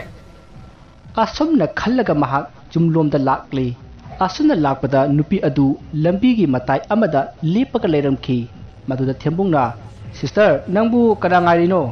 ꯅꯪ ꯅꯠꯇ꯭ꯔꯣ ꯍꯧꯖꯤꯛ ꯑꯩꯉꯣꯟꯗ ꯀꯧꯔꯛꯑꯝꯕꯗꯨꯕꯣ? ꯑꯁꯨꯝꯅ ꯍꯪꯕꯗ ꯅꯨꯄꯤ ꯑꯗꯨꯅ ꯃꯥꯅꯦ, ꯅꯪ ꯑꯩ ꯈꯪꯕ꯭ꯔꯣ? ꯑꯁꯨꯝꯅ ꯍꯪꯉꯛꯄꯗ ꯊꯦꯝꯕꯨꯡꯅ ꯈꯪꯗꯦꯗ, ꯅꯁꯛꯁꯨ ꯃꯝꯕꯅꯤꯅ ꯎꯗꯦ, ꯉꯁꯤ ꯈꯛ ꯊꯦꯡꯅꯔꯒ ꯀꯃꯥꯏꯅ ꯈꯪꯗꯣꯏꯅꯣ? ꯑꯁꯨꯝꯅ ꯍꯥꯏꯔꯨꯕꯗ ꯅꯨꯄꯤ ꯑꯗꯨꯅ ꯃꯃꯥꯏ ꯅꯣꯟꯈꯠꯂꯛꯏ꯫ ꯅꯨꯄꯤ ꯑꯗꯨ ꯌꯥꯝꯅ ꯅꯤꯡꯊꯤꯖꯔꯝꯃꯤ꯫ ꯅꯨꯄꯤ ꯑꯗꯨ ꯎꯕꯗ ꯊꯦꯝꯕꯨꯡ ꯄꯨꯡꯉꯥꯎ ꯉꯥꯎꯈ꯭ꯔꯦ꯫ ꯃꯁꯤꯗꯒꯤ ꯃꯈꯣꯏ ꯑꯅꯤ ꯋꯥꯔꯤ ꯋꯥꯇꯥꯏ ꯁꯥꯟꯅꯗꯨꯅ ꯑꯁꯨꯝ ꯂꯥꯛꯄꯅ ꯊꯦꯝꯕꯨꯡ ꯃꯥꯒꯤ ꯌꯨꯝꯒꯤ ꯊꯣꯡꯒꯥꯜ ꯌꯧꯔꯦ꯫ ꯃꯁꯤꯗꯒꯤ ꯊꯦꯝꯕꯨꯡꯅ ꯃꯥꯒꯤ ꯌꯨꯝ ꯌꯧꯔꯦ ꯂꯩꯍꯧꯔꯒꯦ ꯍꯥꯏꯔꯝꯃꯤ꯫ ꯃꯁꯤꯗꯒꯤ ꯅꯨꯄꯤ ꯑꯗꯨꯅ ꯊꯦꯝꯕꯨꯡꯗ ꯃꯥꯁꯨ ꯅꯪꯒꯤ ꯌꯨꯝꯗ ꯆꯪꯉꯛꯀꯦ ꯍꯥꯏꯅ ꯍꯥꯏꯔꯝꯃꯤ꯫ ꯑꯗꯨꯕు ꯃꯗꯨ ꯊꯦꯝꯕꯨꯡꯅ ꯌꯥꯔꯝꯗꯦ꯫ ꯅꯣꯡꯃ ꯆꯪꯁꯤ ꯍꯥꯏꯔꯒ ꯃꯍꯥꯛ ꯊꯦꯝꯗꯨꯅ ꯅꯨꯄꯤ ꯑꯗꯨ ꯆꯠꯍꯟꯈ꯭ꯔꯦ꯫ ꯃꯁꯤꯗꯒꯤ ꯊꯦꯝꯕꯨꯡꯗꯨ ꯃꯥꯒꯤ ꯌꯨꯝꯗ ꯄꯔꯞ ꯆꯪꯉꯛꯏ ꯑꯗꯨꯒ ꯃꯃꯥꯗ ꯊꯣꯡ ꯍꯥꯡꯅꯕ ꯍꯥꯏꯔꯝꯃꯤ꯫ ꯃꯁꯤꯒꯤ ꯃꯇꯨꯡ ꯃꯃꯥꯅ ꯊꯣꯡ ꯍꯥꯡꯂꯕ ꯃꯇꯨꯡ ꯃꯍꯥꯛ ꯃꯥꯒꯤ ꯀꯥꯗ ꯆꯪꯉꯛꯑꯒ ꯃꯥꯒꯤ ꯐꯃꯨꯡꯗ ꯍꯤꯞꯂꯤ꯫ ꯃꯇꯝ ꯑꯗꯨꯗ ꯃꯍꯥꯛꯅ ꯉꯁꯥꯏ ꯊꯦꯡꯅꯈꯤꯕꯤ ꯅꯨꯄꯤ ꯑꯗꯨ ꯀꯅꯥꯅꯣ, ꯃꯃꯤꯡꯅ ꯀꯔꯤ ꯀꯧꯕꯖꯥꯠꯅꯣ ꯍꯥꯏꯅ ꯈꯜꯂꯛꯏ꯫ ꯇꯁꯦꯡꯅ ꯉꯁꯥꯏꯗꯤ ꯅꯨꯄꯤ ꯑꯗꯨꯒ ꯆꯠꯃꯤꯟꯅꯔꯤꯉꯩ ꯃꯇꯝ ꯑꯗꯨꯗꯗꯤ ꯃꯥꯒꯤ ꯃꯃꯤꯡ ꯃꯊꯥ ꯑꯃꯗꯤ ꯂꯩꯐꯝꯅꯆꯤꯡꯕ ꯍꯪꯍꯧꯒꯦ ꯍꯥꯏꯕꯒꯤ ꯋꯥꯈꯜ ꯑꯃꯠꯇ ꯈꯟꯈꯤꯗꯦ꯫ ꯑꯗꯨꯒ ꯑꯃꯔꯣꯝꯗ ꯅꯨꯄꯤ ꯑꯗꯨꯅ ꯃꯉꯣꯟꯗ ꯁꯥꯔꯛꯈꯤꯕ ꯋꯥꯔꯤꯁꯤꯡ ꯑꯗꯨꯁꯨ ꯃꯥꯒꯤ ꯄꯨꯟꯁꯤꯗ ꯊꯣꯛꯈꯤꯗ꯭ꯔꯤꯕ ꯊꯧꯗꯣꯛ ꯉꯥꯛꯇ ꯑꯣꯏꯕꯅ ꯃꯍꯥꯛ ꯒ꯭ꯌꯥꯟ ꯑꯃꯠꯇ ꯇꯥꯔꯝꯗꯦ꯫ ꯑꯗꯨꯕꯨ ꯅꯨꯄꯤ ꯑꯗꯨꯅ ꯍꯥꯏꯔꯤꯕ ꯈꯨꯗꯤꯡꯃꯛ ꯊꯦꯝꯕꯨꯡꯗꯤ ꯒꯟꯖꯥ ꯈꯔ ꯉꯥꯎꯕꯅꯤna ꯍꯣꯏ ꯍꯥꯏꯅ ꯑꯗꯨꯃꯛ ꯇꯥꯈꯤꯕꯅꯤ꯫ ꯑꯁꯨꯝꯅ ꯈꯟꯅ ꯃꯍꯥꯛ ꯑꯗꯨꯃꯛ ꯇꯨꯝꯊꯈ꯭ꯔꯦ꯫ ꯑꯗꯨꯕꯨ ꯃꯃꯥꯅ ꯆꯥꯛ ꯆꯥꯔꯔꯣꯏꯗ꯭ꯔꯥ ꯍꯥꯏꯅ ꯂꯥꯎꯔꯛꯄꯗ ꯃꯍꯥꯛ ꯃꯤꯀꯞ ꯑꯃꯨꯛ ꯊꯣꯔꯛꯏ꯫ ꯃꯁꯤꯗꯒꯤ ꯃꯍꯥꯛꯅ ꯆꯥꯔꯔꯣꯏ ꯏꯃꯥ ꯍꯥꯏꯅ ꯈꯨꯝꯈ꯭ꯔꯦ ꯑꯗꯨꯒ ꯃꯍꯥꯛ ꯑꯃꯨꯛ ꯇꯨꯝꯈ꯭ꯔꯦ꯫ ꯃꯁꯤꯒꯤ ꯃꯇꯨꯡ ꯑꯍꯤꯡꯒꯤ ꯄꯨꯡ 2 ꯇꯥꯔꯛꯄ ꯑꯗꯨꯋꯥꯏꯗ ꯊꯦꯝꯕꯨꯡꯒꯤ ꯀꯥꯒꯤ ꯊꯣꯡꯅꯥꯎ ꯑꯗꯨꯗ ꯀꯣꯛ ꯊꯤꯜꯂꯒ ꯗꯥ ꯊꯦꯝꯕꯨꯡ ꯍꯥꯏꯅ ꯀꯧꯔꯛꯏ꯫ ꯑꯁꯨꯝꯅ ꯀꯧꯔꯛꯄꯗ ꯊꯦꯝꯕꯨꯡꯗꯨ ꯃꯃꯤꯠꯇꯤ ꯄꯥꯡꯗꯅ ꯀꯅꯥꯅꯣ ꯍꯥꯏꯅ ꯍꯪꯉꯤ꯫ ꯑꯁꯨꯝꯅ ꯍꯪꯉꯨꯕꯗ ꯇꯨꯃꯤꯟꯅ ꯑꯃꯨꯛ ꯂꯩꯈ꯭ꯔꯦ꯫ ꯃꯁꯤꯗꯒꯤ ꯃꯈꯥ ꯇꯥꯅ ꯀꯧꯔꯛꯈꯤꯗ꯭ꯔꯦ꯫ ꯑꯁꯨꯝꯅ ꯃꯇꯝꯗꯨ ꯍꯧꯈ꯭ꯔꯦ꯫ ꯃꯊꯪꯒꯤ ꯅꯣꯡꯉꯥꯟꯕꯗ ꯖꯦꯀꯤ, ꯔꯥꯖ ꯑꯃꯗꯤ ꯊꯦꯝꯕꯨꯡ ꯃꯈꯣꯏ ꯑꯍꯨꯝ ꯄꯨꯜꯂꯝꯃꯤ꯫ ꯃꯇꯝ ꯑꯗꯨꯗ ꯊꯦꯝꯕꯨꯡꯅ ꯉꯔꯥꯡ ꯃꯥꯅ ꯃꯌꯨꯝ ꯍꯜꯂꯛꯄꯗ ꯅꯨꯄꯤ ꯑꯃ ꯊꯦꯡꯅꯩ, ꯃꯁꯛꯁꯨ ꯌꯥꯝꯅ ꯐꯖꯩ ꯍꯥꯏꯅ ꯃꯃꯥꯟꯅꯕꯁꯤꯡꯗ ꯍꯥꯏꯔꯝꯃꯤ꯫ ꯃꯇꯝ ꯑꯗꯨꯗ ꯃꯃꯥꯟꯅꯕꯁꯤꯡꯅ ꯅꯨꯄꯤ ꯑꯗꯨꯒꯤ ꯃꯃꯤꯡ ꯀꯔꯤ ꯀꯧꯏ ꯍꯥꯏꯅ ꯍꯪꯉꯤ꯫ ꯃꯗꯨꯗ ꯊꯦꯝꯕꯨꯡꯅ ꯈꯪꯗꯦ, ꯈꯪꯍꯧꯗ꯭ꯔꯦ ꯍꯥꯏꯅ ꯈꯨꯝꯃꯤ꯫ ꯃꯁꯤꯗ ꯃꯃꯥꯟꯅꯕꯁꯤꯡꯅ ꯅꯨꯄꯤ ꯑꯗꯨ ꯀꯗꯥꯏꯗꯒꯤꯅꯤ ꯍꯥꯏꯒꯦ ꯍꯥꯏꯅ ꯍꯪꯉꯤ꯫ ꯑꯗꯨꯗꯁꯨ ꯊꯦꯝꯕꯨꯡꯅ ꯑꯩ ꯑꯃꯠꯇ ꯍꯪꯍꯧꯗ꯭ꯔꯦ ꯍꯥꯏꯅ ꯈꯨꯝꯃꯤ꯫ ꯃꯥꯒꯤ ꯋꯥꯐꯝ ꯑꯗꯨ ꯇꯥꯕꯗ ꯖꯦꯀꯤ ꯑꯃꯗꯤ ꯔꯥꯖꯅ ꯒꯟꯖꯥ ꯉꯥꯎꯕꯗꯒꯤ ꯇꯧꯔꯤꯕꯅꯤ ꯍꯥꯏꯅ ꯍꯥꯏꯔꯛꯏ꯫ ꯑꯗꯨꯕꯨ ꯊꯦꯝꯕꯨꯡꯅ ꯃꯗꯨ ꯅꯠꯇꯦ, ꯑꯁꯦꯡꯕꯅꯤ ꯍꯥꯏꯅ ꯌꯥꯝꯅ ꯀꯟꯅ ꯍꯥꯏꯔꯝꯃꯤ꯫ ꯑꯁꯨꯝꯅ ꯋꯥꯔꯤ ꯁꯥꯟꯅꯔꯕ ꯃꯇꯨꯡ ꯃꯈꯣꯏ ꯑꯍꯨꯝꯗꯨ ꯌꯨꯝꯗ ꯍꯟꯅꯔꯛꯏ꯫ ꯑꯁꯨꯝ ꯂꯥꯛꯄꯗ ꯊꯦꯝꯕꯨꯡꯅ ꯉꯔꯥꯡ ꯊꯦꯡꯅꯈꯤꯕꯤ ꯅꯨꯄꯤ ꯑꯗꯨ ꯈꯔ ꯊꯥꯞꯅ ꯆꯠꯈꯤꯕ ꯑꯗꯨ ꯊꯦꯝꯕꯨꯡꯅ ꯎꯈꯤ꯫ ꯃꯗꯨ ꯎꯕꯗ ꯊꯦꯝꯕꯨꯡꯅ ꯇꯨ ꯃꯇꯥꯎ ꯑꯅꯤ, ꯑꯩꯅ ꯍꯥꯏꯕ ꯅꯨꯄꯤꯗꯣ ꯑꯥꯗ ꯆꯠꯂꯦ ꯇꯨ꯫ ꯑꯗꯨꯕꯨ ꯊꯦꯝꯕꯨꯡꯅ ꯊꯤꯜꯂꯤꯕ ꯑꯗꯣꯝꯗꯗꯤ ꯅꯨꯄꯤ ꯑꯃꯠꯇ ꯆꯠꯄ ꯎꯈꯤꯗꯦ꯫ ꯑꯗꯨꯕꯨ ꯌꯨꯝ ꯁꯥꯕ ꯃꯈꯣꯏ ꯅꯨꯄꯥ ꯑꯍꯟ ꯈꯔꯗꯤ ꯁꯥꯏꯀꯜ ꯊꯧꯈꯤꯕ ꯎꯏ꯫ ꯃꯗꯨꯗ ꯖꯦꯀꯤꯅ ꯊꯦꯝꯕꯨꯡ ꯀꯔꯤꯅꯣ, ꯑꯁꯤꯗꯗꯤ ꯅꯨꯄꯤ ꯑꯃꯠꯇ ꯆꯠꯇꯦꯗ, ꯍꯟꯅꯨꯕ ꯉꯥꯛꯇꯅꯤꯅꯦ, ꯅꯪꯕꯨ ꯉꯥꯎꯔꯕ꯭ꯔꯣ? ꯃꯇꯥꯎ ꯖꯦꯀꯤ, ꯍꯧꯖꯤꯛꯇꯤ ꯀꯗꯥꯏꯗꯒꯤ ꯎꯗꯣꯏꯅꯣ? ꯑꯁꯤꯒꯤ ꯂꯧꯕꯨꯛꯀꯤ ꯂꯩꯔꯛꯁꯤꯗ ꯂꯩꯁꯤꯟꯈ꯭ꯔꯦ꯫ ꯀꯥꯟꯅꯗꯕꯗ ꯊꯦꯝꯕꯨꯡ ꯏꯕꯣ, ꯆꯠꯂꯁꯤ ꯂꯥꯛꯑꯣ, ꯆꯥꯛꯅ ꯆꯥꯛ ꯂꯥꯝꯕꯅꯦ꯫ ꯑꯁꯨꯝꯅ ꯊꯦꯝꯕꯨꯡ ꯑꯃꯗꯤ ꯖꯦꯀꯤ ꯋꯥꯔꯤ ꯁꯥꯟꯅꯕꯗꯨꯗ ꯔꯥꯖꯅ ꯃꯇꯥꯎ ꯑꯅꯤ, ꯍꯣꯔꯦꯟ ꯅꯨꯡꯊꯤꯟꯗꯨ ꯊꯕꯛ ꯑꯝꯇ ꯆꯠꯂꯨꯁꯤꯗꯅ꯫ ꯀꯨꯏꯒꯗꯕ ꯅꯠꯇꯦꯗ, ꯅꯨꯃꯤꯠ ꯇꯥꯍꯧꯗꯅꯤ꯫ ꯀꯔꯤ ꯊꯕꯛꯅꯣꯅꯦ, ꯉꯁꯥꯏꯗꯗꯤ ꯍꯥꯏꯗ꯭ꯔꯒ ꯍꯧꯖꯤꯛꯇ ꯍꯥꯏꯔꯛꯏꯁꯤꯕꯣ ꯑꯩꯈꯣꯏ ꯄꯨꯈ꯭ꯔꯤꯗ ꯉꯥ ꯈꯔ ꯊꯥꯗꯒꯗꯕ ꯑꯗꯨꯒꯤ ꯉꯥ ꯃꯆꯥ ꯈꯔ ꯀꯨꯟꯗꯣ ꯄꯣꯛꯄꯤꯗꯒꯤ ꯂꯧꯔꯨꯁꯦꯅ ꯇꯧꯕꯅꯤꯗ ꯍꯣꯏ ꯑꯗꯨ ꯆꯠꯂꯒ ꯂꯣꯏꯔꯦ ꯀꯩꯅꯣ ꯀꯞꯄꯤꯗꯨꯕꯨ ꯀꯩꯒꯤꯅꯣ ꯇꯣ ꯑꯁꯨꯝꯅ ꯃꯈꯣꯏ ꯋꯥꯔꯤ ꯁꯥꯟꯅꯔꯕ ꯃꯇꯨꯡ ꯃꯈꯣꯏ ꯑꯍꯨꯝꯗꯨ ꯃꯥꯒꯤ ꯌꯨꯝꯂꯣꯝꯗ ꯍꯟꯅꯈ꯭ꯔꯦ ꯊꯦꯝꯕꯨꯡꯁꯨ ꯃꯥꯒꯤ ꯌꯨꯝꯗ ꯆꯪꯉꯛꯇꯨꯅ ꯆꯥꯛ ꯆꯥꯔꯦ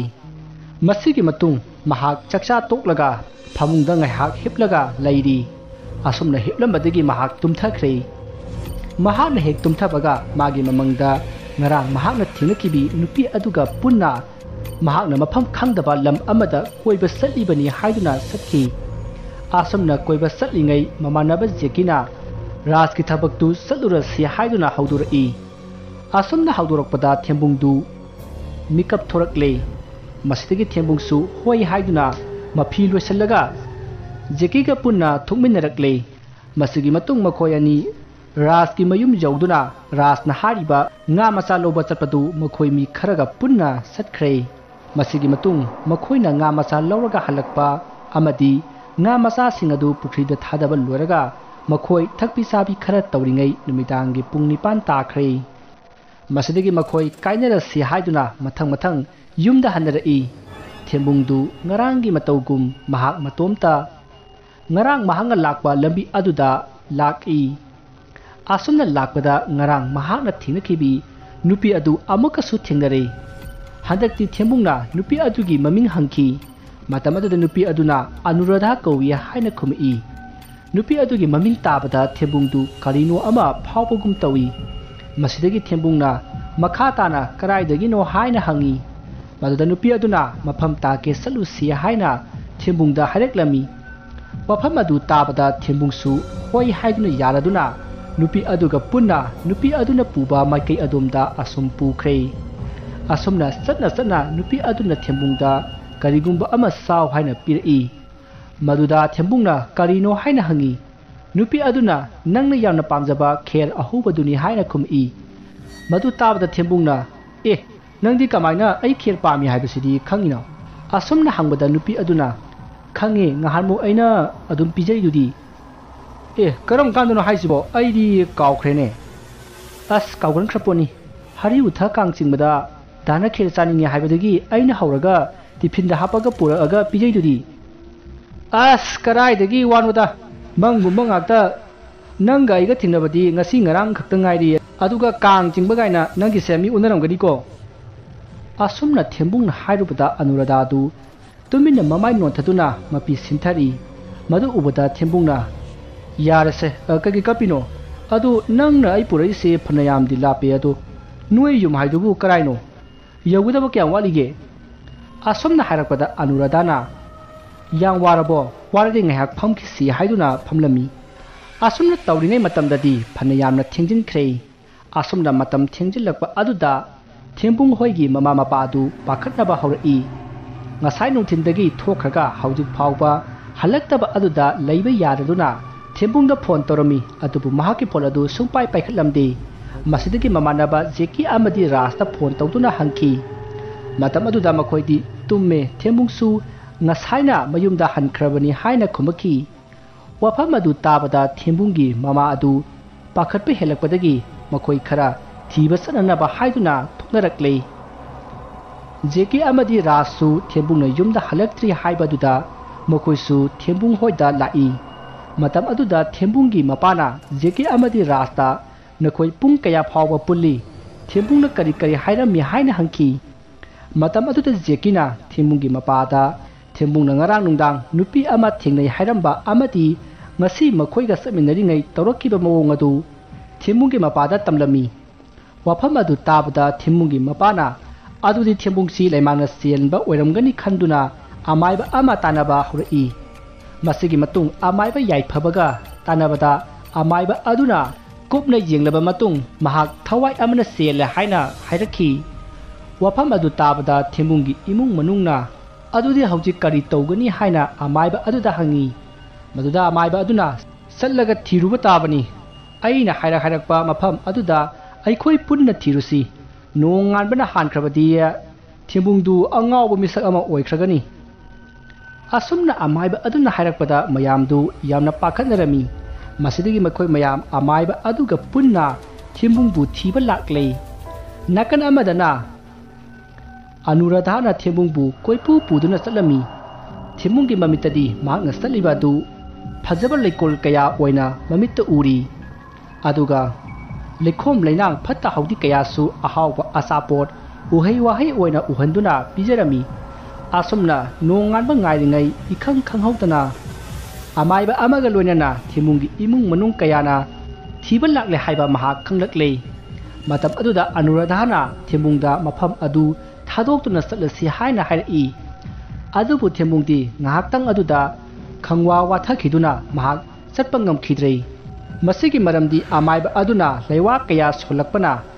ꯃꯍꯥꯛꯄꯨ ꯆꯠꯈꯤꯗꯅꯕ ꯐꯥꯖꯤꯟꯕ ꯍꯧꯔꯛꯈꯤꯕꯅꯤ ꯃꯁꯤꯗꯒꯤ ꯑꯅꯨꯔꯥꯙꯥꯗꯨ ꯎꯄꯥꯏ ꯂꯩꯇ꯭ꯔꯗꯨꯅ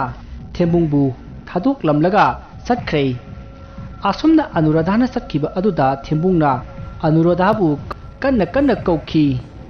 अदुबु अनुराधादी हन्ना जेंगनमदना अदुमक चतख्रे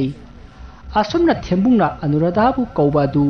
महाकु थीबा लाइबा मियाम अदुना तारादुना मागे मनाक्ता चेंसिलई अदुगा कैदोरगे हाइना हंगी मसिदगी थेंबुंगना अनुराधाना आइबु थादोक लमलगा चतख्रे हाइना जेकी अमदी रास्ता हाइरमी मदुदा रासना फरबने दो सिलसिलाओ हाइना थेंबुंगबु मयाम संगदुना थांगदुना मयुमदा पोरकले मसिगी मतुंग अमाइबा अदुना थेंबुंगदा हाइदई Ibungo नंगना थेंगरिबा नुपी Anuradha हाइरिबा नुपी अदुदी ngasi sahi kunmuki mamangda sikraba nupini aduna mahaka nanga kaidonungda thingnaba yaroi ko amukhanna mana nangbu awaba piba ngamdanaba ai lai khoiram biramge asumna hairaga amaiba aduna lai khara khoiram lami aduga thimunggi makuta su langhum ama kibirami masigi matung amaiba adu thabak loraduna mayumda hankrei asumna numituma haukrei mathangi nonganbada जेकी अमदी राज थेबुंगी मनाक्ता lucky अदुगा ngrangi thodok adu karamna thokibano haina hangki maduda thembungna wari punamak lirami amadi mahakna anuradhabu yaman nungsi haina su marup anida hairami wafam adu marup anina oroi paroi daba wani asibaga ahingbaga nungsinaba yaroi aduna khallurano haina themjilami adubu thembungna aroibu oina maga amukta unaba pami haina marup anida hairi मदुदा मरुप अनिना मतौ करमना उनदोइनो ngrangi adumaina kucha chakhradi kamai tawdino haina hangi maduda thembungna handak unabasidi nakhoi ani su yawgodabani nakhoi ani yawrabadi man aibu sinbang ngamdabasu yai haina haraklami thembungki wafam maduda jekina hoine aikhuina tabada asiba thawaisi yamna ki haibani aduga thembungna hariba thawaisina masak phajai hairisibu masibu kamai tawbono ne ras इबानी सो मुक्तंग येंगुसी eyebrow ए आइदि तलिए थिम्बुंगी ममितो फजना उरगा आइखोय अनि गी मितना करी करी ओइना उरदी मुसला तानिको मतमदु थिम्बुंगना मुसला तागेरा हंगाम मुला तागेरा होरे नुंदांग से आइखोय हुम मा उना बचकदबनी नोय करिमता किगनोमी मसना फजगा जानिमी अदो फरेना थिम्बुंग नुपीदु होरेन थोरक्तदी कमाय तोबा थोरकनेमी माना थोरकनबा अमाइबना की रंबल लंगुमसे मसी थतलदी महाक अदम थोरानी अदुदी फरेना थेंबुंग अइखोय हनखरगे होरे नुंदांग वाइरमदो नसाना खंगना थोरओ अइखोयना लागा नंग हौबदुदी करिगुंबा सोयंगाम जावरदी अइखोयदा मु बाइरेन तानेबको होयने फरेने अइ अदुम थोकचरागेदा असमना हाइनादुना मखोय अहुमदु नुमिदा ओइरकपा ngaiduna leirei असमना मतमदु हौकिबना नुमिदांग वाइरम ओइरकले मतम अदुदा थेंबुंगदु मफी लोसली महाना मफी लोसनबदु उबदा ममाना हाय कदाइदनो हाइना हंगी मदुदा थेंबुंगना थोंगाल फावबा थुउगी मा हाइरमलगा महाक थोरकले मसिगी मतुंग मखोय अहुमदु लंबीदा पुन्ना थेंगदुना होरेन करी करी तौसिगे हाइना तानारी मतम अदुदा थेंबुंगना होरेन अखोयना हंगदबा आइबबु नंग कमाइना सिरइनो सिनि हंगदुइसे अदु अइ यामना खंगनिंगी करिगी माना आइबु अतमनना चिलिबनो हाइबदो अदुसु यामना खंगनिंगी आइदी मरमुई ज्ञानसु ताई चेनगे हारगा नबानी वना चिलसु याइतना ए लोरे हे होने लाइदि अफबा पामबने अदुना नंग चेलिबा मताउ जिके माइसी आई सुम चिंगरेको होरेन इबानी अनुराधादा उसिन तोरमदुइरा केनोम तौरी माइसे खांगदेने मताउ Ibanibu matam lairingaisida chelurasebro. Asomna wari sanaringai numitu pungta taraklei.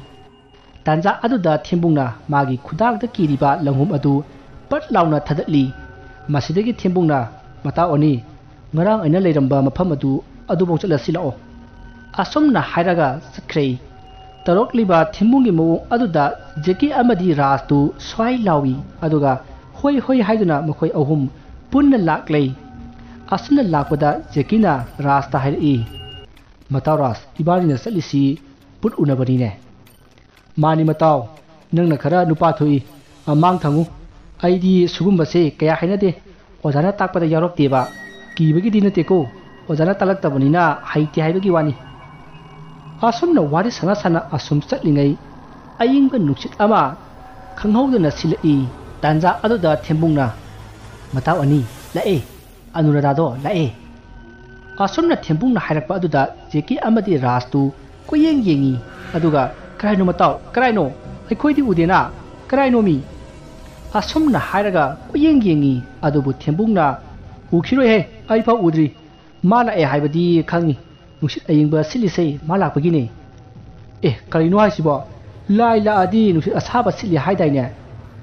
Ho sidine lai afaba masak phajaba aduna ne ayimu nuksit siline.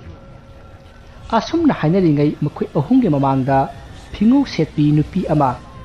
tapna lakpadu makhoi ahumna uki madu ubada Jackie amadi Rasti karom siensige haina khanba horkrei. Matada thembungna matausa laetu asita laisine anurada haido. Asomna saktaklaga manakta sangsensi haiduna makhoi anibu makhut paiduna singi adubu Jackie na nang unaroro aikhoi sida ngairamge hairaga lehore. Masidagi thembungdu hoi haiduna anuradagi manakta sangchinki aduga wari kaya sanakrei. Tanja aduda Jackie na Ras karino ngasi tawrisibo ibani yum yobu ngamloidoribra kainom tawri amtang haikhose nupi sigi mamai si suklai leithorokti amtang yengebu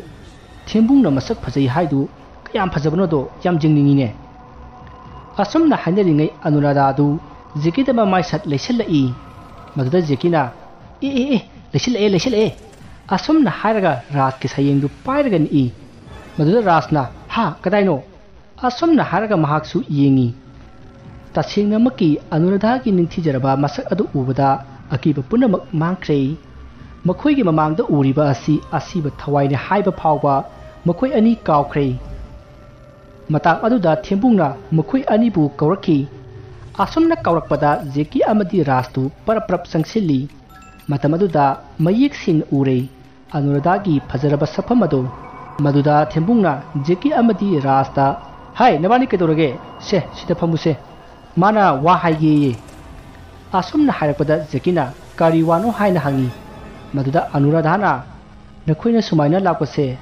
hayengkhaidi lakano ngasina nakhoi aiga unaba roiba oirasi nakhoida aina mating amta nijage mating asi nakhoina pangbiu. Wafam adu tabda Jackie na hairo kari mating no nangna hai khai khoidi loi yare he natra Ras mani matau. Asomna wari nungaina sanaringai Rasna phamduna leiriba anuradhagi makoktagi makhongromda asum yengtharakpada anuradhagi makhong adu mawung saramdrei. Masidagi maha khangpre khangi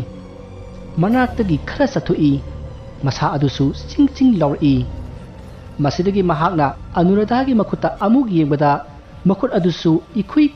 musin musale aduga kujisu yamna sanglamki. Adubu Jackie di anuradhaga wari nungaina sanari matamaduda Rasna Jackie kaidoroge mata as nangna kawba ma leire ha aina kari kawrage as yemutu. Asomna hairaga Rasna Jackie ki mamai adu pairaga anuradhagi makhong amadi makhut adu yenghalli madu ubada Jackie su hairaga anuradhagi manaktagi khara sathui. Tanja aduda anuradhana nakhoi aiki mating pangroi hairo haina hangakpada Ras amadi Jackie na pangnida kari pangjo haibano na nai khoibo. Asomna Jackie amadi Rasna khangon onkhiba aduda thembungdu inga ngai masidagi Rasna thembungsu magi mamai adu pairaga anuradhagi makhom makut adu yenghalli adubu magi mamitadi kaisu tawdana ifa fajana uki aduna thembunga ꯀꯩꯗꯧꯔꯒꯦ ꯑꯁꯦ ꯍꯥꯏꯅ ꯈꯨꯝꯃꯛꯈꯤ꯫ ꯃꯁꯤꯗꯒꯤ ꯖꯦꯀꯤ ꯑꯃꯗꯤ ꯔꯥꯖꯅ ꯌꯥꯔꯔꯣꯏ ꯈꯪꯕꯗꯒꯤ ꯑꯅꯨꯔꯥꯙꯥꯗ ꯀꯔꯤ ꯃꯇꯦꯡ ꯄꯥꯡꯉꯨ ꯍꯥꯏꯅꯣ ꯍꯥꯏꯅ ꯍꯪꯈꯤ꯫ ꯃꯗꯨꯗ ꯑꯅꯨꯔꯥꯙꯥꯅ ꯃꯐꯝ ꯑꯃ ꯇꯥꯛꯂꯛꯏ꯫ ꯃꯐꯝ ꯑꯗꯨꯗ ꯑꯁꯤꯕ ꯃꯤꯒꯤ ꯁꯔꯨ ꯁꯔꯥꯡ ꯑꯃ ꯂꯩꯔꯝꯒꯅꯤ, ꯃꯗꯨ ꯑꯩꯒꯤꯅꯤ, ꯃꯗꯨ ꯂꯧꯊꯣꯛꯂꯒ ꯄꯣꯠꯂꯣꯏꯕꯤꯌꯨ ꯍꯥꯏꯅ ꯍꯥꯏꯖꯔꯛꯏ꯫ ꯋꯥꯐꯝ ꯑꯗꯨ ꯇꯥꯕꯗ ꯖꯦꯀꯤꯅ ꯑꯅꯨꯔꯥꯙꯥꯗ ꯅꯪꯗꯤ ꯃꯐꯝ ꯑꯗꯨꯗ ꯀꯔꯝꯅ ꯁꯤꯔꯤꯕꯅꯣ ꯍꯥꯏꯅ ꯍꯪꯉꯛꯏ꯫ ꯃꯗꯨꯗ ꯑꯅꯨꯔꯥꯙꯥꯅ ꯃꯍꯥꯛꯅ ꯁꯤꯈꯤꯕꯒꯤ ꯋꯥꯔꯤ ꯑꯗꯨ ꯂꯤꯔꯛꯈꯤ꯫ ꯃꯍꯥꯛꯅ ꯍꯤꯡꯂꯤꯉꯩ ꯔꯥꯖ ꯀꯧꯕ ꯅꯨꯄꯥ ꯑꯃꯒ ꯅꯨꯡꯁꯤꯅꯈꯤ, ꯑꯗꯨꯕꯨ ꯔꯥꯖꯀꯤ ꯏꯃꯨꯡ ꯃꯅꯨꯡꯅꯗꯤ ꯌꯥꯈꯤꯗꯦ, ꯃꯔꯝꯗꯤ ꯔꯥꯖꯀꯤ ꯃꯄꯥꯗꯤ ꯃꯇꯝꯗꯨꯒꯤ ꯁꯦꯟꯖꯥꯎ ꯄꯥꯏꯕ ꯑꯆꯧ ꯑꯆꯧꯕ ꯃꯤꯒ ꯁꯪꯒ ꯇꯧꯕ ꯃꯤꯑꯣꯏꯅꯤ꯫ ꯑꯩꯗꯤ ꯂꯥꯏꯔꯕꯤ ꯂꯨꯈ꯭ꯔꯥꯕꯤ ꯃꯆꯥꯅꯨꯄꯤꯅꯤ, ꯃꯔꯝ ꯑꯁꯤꯅ ꯔꯥꯖꯀꯤ ꯏꯃꯨꯡ ꯃꯅꯨꯡꯅ ꯌꯥꯈꯤꯗꯦ꯫ ꯑꯩꯅꯁꯨ ꯔꯥꯖꯇ ꯑꯍꯜ ꯂꯃꯟꯒꯤ ꯃꯥꯌꯣꯛꯇ ꯂꯩꯒꯨꯝꯁꯤ ꯍꯥꯏꯅ ꯌꯥꯝꯅ ꯀꯟꯅ ꯊꯦꯝꯈꯤ, ꯑꯗꯨꯕꯨ ꯃꯍꯥꯛꯅ ꯁꯨꯡꯌꯥ ꯌꯥꯈꯤꯗꯦ꯫ ꯃꯁꯤꯒꯤ ꯃꯇꯨꯡ ꯃꯈꯣꯏꯒꯤ ꯑꯍꯜ ꯂꯃꯟꯁꯤꯡꯅ ꯑꯩꯕꯨ ꯐꯥꯗꯨꯅ ꯄꯨꯔꯒ ꯃꯐꯝ ꯑꯗꯨꯗ ꯍꯥꯠꯇꯣꯛꯂꯒ ꯊꯅꯝꯕꯅꯤ꯫ ꯍꯧꯖꯤꯛ ꯐꯥꯎꯕ ꯀꯅꯥꯁꯨ ꯈꯪꯈꯤꯗ꯭ꯔꯦ, ꯑꯗꯨꯕꯨ ꯃꯥꯒꯤ ꯏꯃꯨꯡ ꯃꯅꯨꯡꯅ ꯑꯩꯕꯨ ꯍꯥꯠꯈ꯭ꯔꯦ ꯍꯥꯏꯕ ꯋꯥꯐꯝ ꯑꯗꯨ ꯔꯥꯖꯦꯁꯅ ꯇꯞꯅ ꯇꯞꯅ ꯈꯪꯂꯛꯈꯤ, ꯑꯗꯨꯕꯨ ꯑꯩꯒꯤ ꯑꯁꯤꯕ ꯍꯛꯆꯥꯡ ꯑꯁꯤꯗꯤ ꯃꯍꯥꯛꯅ ꯊꯤꯕ ꯑꯗꯨꯃꯛ ꯈꯪꯈꯤꯗ꯭ꯔꯦ꯫ ꯃꯁꯤꯗꯒꯤ ꯃꯍꯥꯛꯁꯨ ꯆꯥꯛꯃꯟꯗꯨꯅ ꯃꯁꯥ ꯃꯇꯣꯝꯇ ꯁꯤꯖꯈꯤꯕꯅꯤ꯫ ꯑꯩ ꯍꯥꯠꯄ ꯃꯤꯁꯤꯡꯗꯨ ꯃꯄꯥ ꯃꯈꯨꯔꯥ ꯃꯌꯥꯝꯕ ꯉꯥꯛꯇ ꯑꯣꯏꯕꯅꯤꯅ ꯃꯍꯥꯛꯅ ꯃꯈꯣꯏꯕꯨ ꯍꯥꯠꯄꯒꯤ ꯃꯍꯨꯠ ꯃꯁꯥ ꯃꯇꯣꯝꯇ ꯁꯤꯖꯈꯤꯕꯅꯤ꯫ ꯑꯗꯨꯕꯨ ꯃꯍꯥꯛꯇꯤ ꯄꯣꯠꯂꯣꯏꯗꯨꯅ ꯂꯥꯏꯁꯣꯟ ꯇꯤꯟꯁꯣꯟ ꯇꯧꯗꯨꯅ ꯂꯣꯏꯁꯟꯕꯅꯤꯅ ꯂꯩꯔꯩꯕꯥꯛ ꯌꯧꯗꯨꯅ ꯃꯄꯣꯛ ꯑꯃꯗ ꯄꯣꯛꯈ꯭ꯔꯦ꯫ ꯑꯗꯨꯅ ꯑꯩꯁꯨ ꯆꯠꯂꯒꯦ, ꯑꯗꯨꯅ ꯑꯩꯒꯤ ꯁꯔꯨꯁꯤꯡꯗꯣ ꯄꯣꯠꯂꯣꯏꯕꯤꯌꯨ꯫ ꯑꯁꯨꯝꯅ ꯑꯅꯨꯔꯥꯙꯥꯅ ꯋꯥꯔꯤ ꯂꯤꯔꯛꯄꯗ ꯖꯦꯀꯤꯅ ꯍꯥꯏꯔꯛꯏ, ꯑꯗꯨꯒ ꯅꯪꯅ ꯀꯔꯝꯅ ꯃꯔꯨꯞ ꯊꯦꯝꯕꯨꯡꯗ ꯇꯥꯟꯅꯔꯤꯕ? ꯋꯥꯐꯝ ꯑꯗꯨ ꯇꯥꯕꯗ ꯑꯅꯨꯔꯥꯙꯥꯅ ꯑꯩꯅ ꯍꯥꯏꯔꯤꯕ ꯃꯄꯣꯛ ꯑꯃꯗ ꯄꯣꯛꯈ꯭ꯔꯦ ꯍꯥꯏꯔꯤꯕ ꯔꯥꯖꯦꯁ ꯍꯥꯏꯔꯤꯕ ꯃꯤꯁꯛꯇꯣ ꯊꯦꯝꯕꯨꯡꯁꯤꯅꯦ꯫ ꯔꯥꯖꯦꯁꯅ ꯁꯤꯔꯕ ꯃꯇꯨꯡ ꯃꯥꯒꯤ ꯊꯋꯥꯏꯅ ꯊꯦꯝꯕꯨꯡ ꯑꯣꯏꯅ ꯄꯣꯛꯂꯤꯕꯅꯤ, ꯑꯗꯨꯅ ꯃꯍꯥꯛ ꯈꯛꯇꯅ ꯑꯩꯒꯤ ꯃꯇꯦꯡ ꯄꯥꯡꯕ ꯉꯝꯒꯅꯤ꯫ ꯑꯁꯨꯝꯅ ꯍꯥꯏꯔꯛꯄꯗ ꯊꯦꯝꯕꯨꯡꯗꯨ ꯋꯥꯈꯜ ꯈꯔ ꯅꯨꯡꯉꯥꯏꯔꯝꯗꯦ꯫ ꯃꯁꯤꯗꯒꯤ ꯃꯍꯥꯛꯅ ꯑꯅꯨꯔꯥꯙꯥꯒꯤ ꯂꯩꯔꯩꯕꯥꯛ ꯌꯧꯕ ꯉꯝꯗ꯭ꯔꯕ ꯊꯋꯥꯏ ꯑꯗꯨ ꯂꯩꯔꯩꯕꯥꯛ ꯌꯧꯅꯅꯕ ꯁꯔꯨꯁꯤꯡ ꯑꯗꯨ ꯄꯣꯠꯂꯣꯏꯔꯒꯦ ꯍꯥꯏꯅ ꯈꯟꯈꯤ꯫ ꯃꯁꯤꯗꯒꯤ ꯃꯐꯝ ꯑꯗꯨ ꯑꯅꯨꯔꯥꯙꯥꯗ ꯐꯖꯅ ꯍꯪꯂꯕ ꯃꯇꯨꯡ ꯃꯈꯣꯏ ꯍꯌꯦꯡ ꯑꯌꯨꯛ ꯑꯉꯟꯕꯗ ꯑꯃꯥꯏꯕ ꯑꯃꯗꯤ ꯑꯍꯜ ꯂꯃꯟ ꯇꯧꯗꯨꯅ ꯄꯣꯠꯂꯣꯏꯔꯒꯦ ꯍꯥꯏꯅ ꯑꯅꯨꯔꯥꯙꯥꯗ ꯍꯥꯏꯈꯤ꯫ ꯑꯁꯨꯝꯅ ꯍꯥꯏꯅꯔꯕ ꯃꯇꯨꯡ ꯑꯅꯨꯔꯥꯙꯥꯗꯨ ꯆꯠꯈ꯭ꯔꯦ꯫ ꯖꯦꯀꯤ, ꯊꯦꯝꯕꯨꯡ ꯑꯃꯗꯤ ꯔꯥꯖ ꯃꯈꯣꯏ ꯑꯍꯨꯝꯁꯨ ꯌꯨꯝꯗ ꯍꯜꯂꯛꯂꯦ꯫ ꯃꯁꯤꯗ ꯊꯦꯝꯕꯨꯡꯅ ꯃꯥꯒꯤ ꯃꯃꯥ ꯃꯄꯥ ꯌꯨꯝꯒꯤ ꯑꯍꯟꯁꯤꯡꯗ ꯑꯅꯨꯔꯥꯙꯥꯒ ꯎꯅꯔꯨꯕꯒꯤ ꯋꯥꯔꯤ ꯄꯨꯝꯅꯃꯛ ꯂꯤꯔꯝꯃꯤ, ꯑꯃꯗꯤ ꯃꯍꯥꯛꯅ ꯍꯥꯏꯔꯝꯕ ꯋꯥꯐꯝ ꯑꯗꯨꯁꯨ ꯍꯥꯏꯔꯝꯃꯤ꯫ ꯋꯥꯐꯝ ꯑꯗꯨ ꯇꯥꯕꯗ ꯊꯦꯝꯕꯨꯡꯒꯤ ꯃꯄꯥꯅ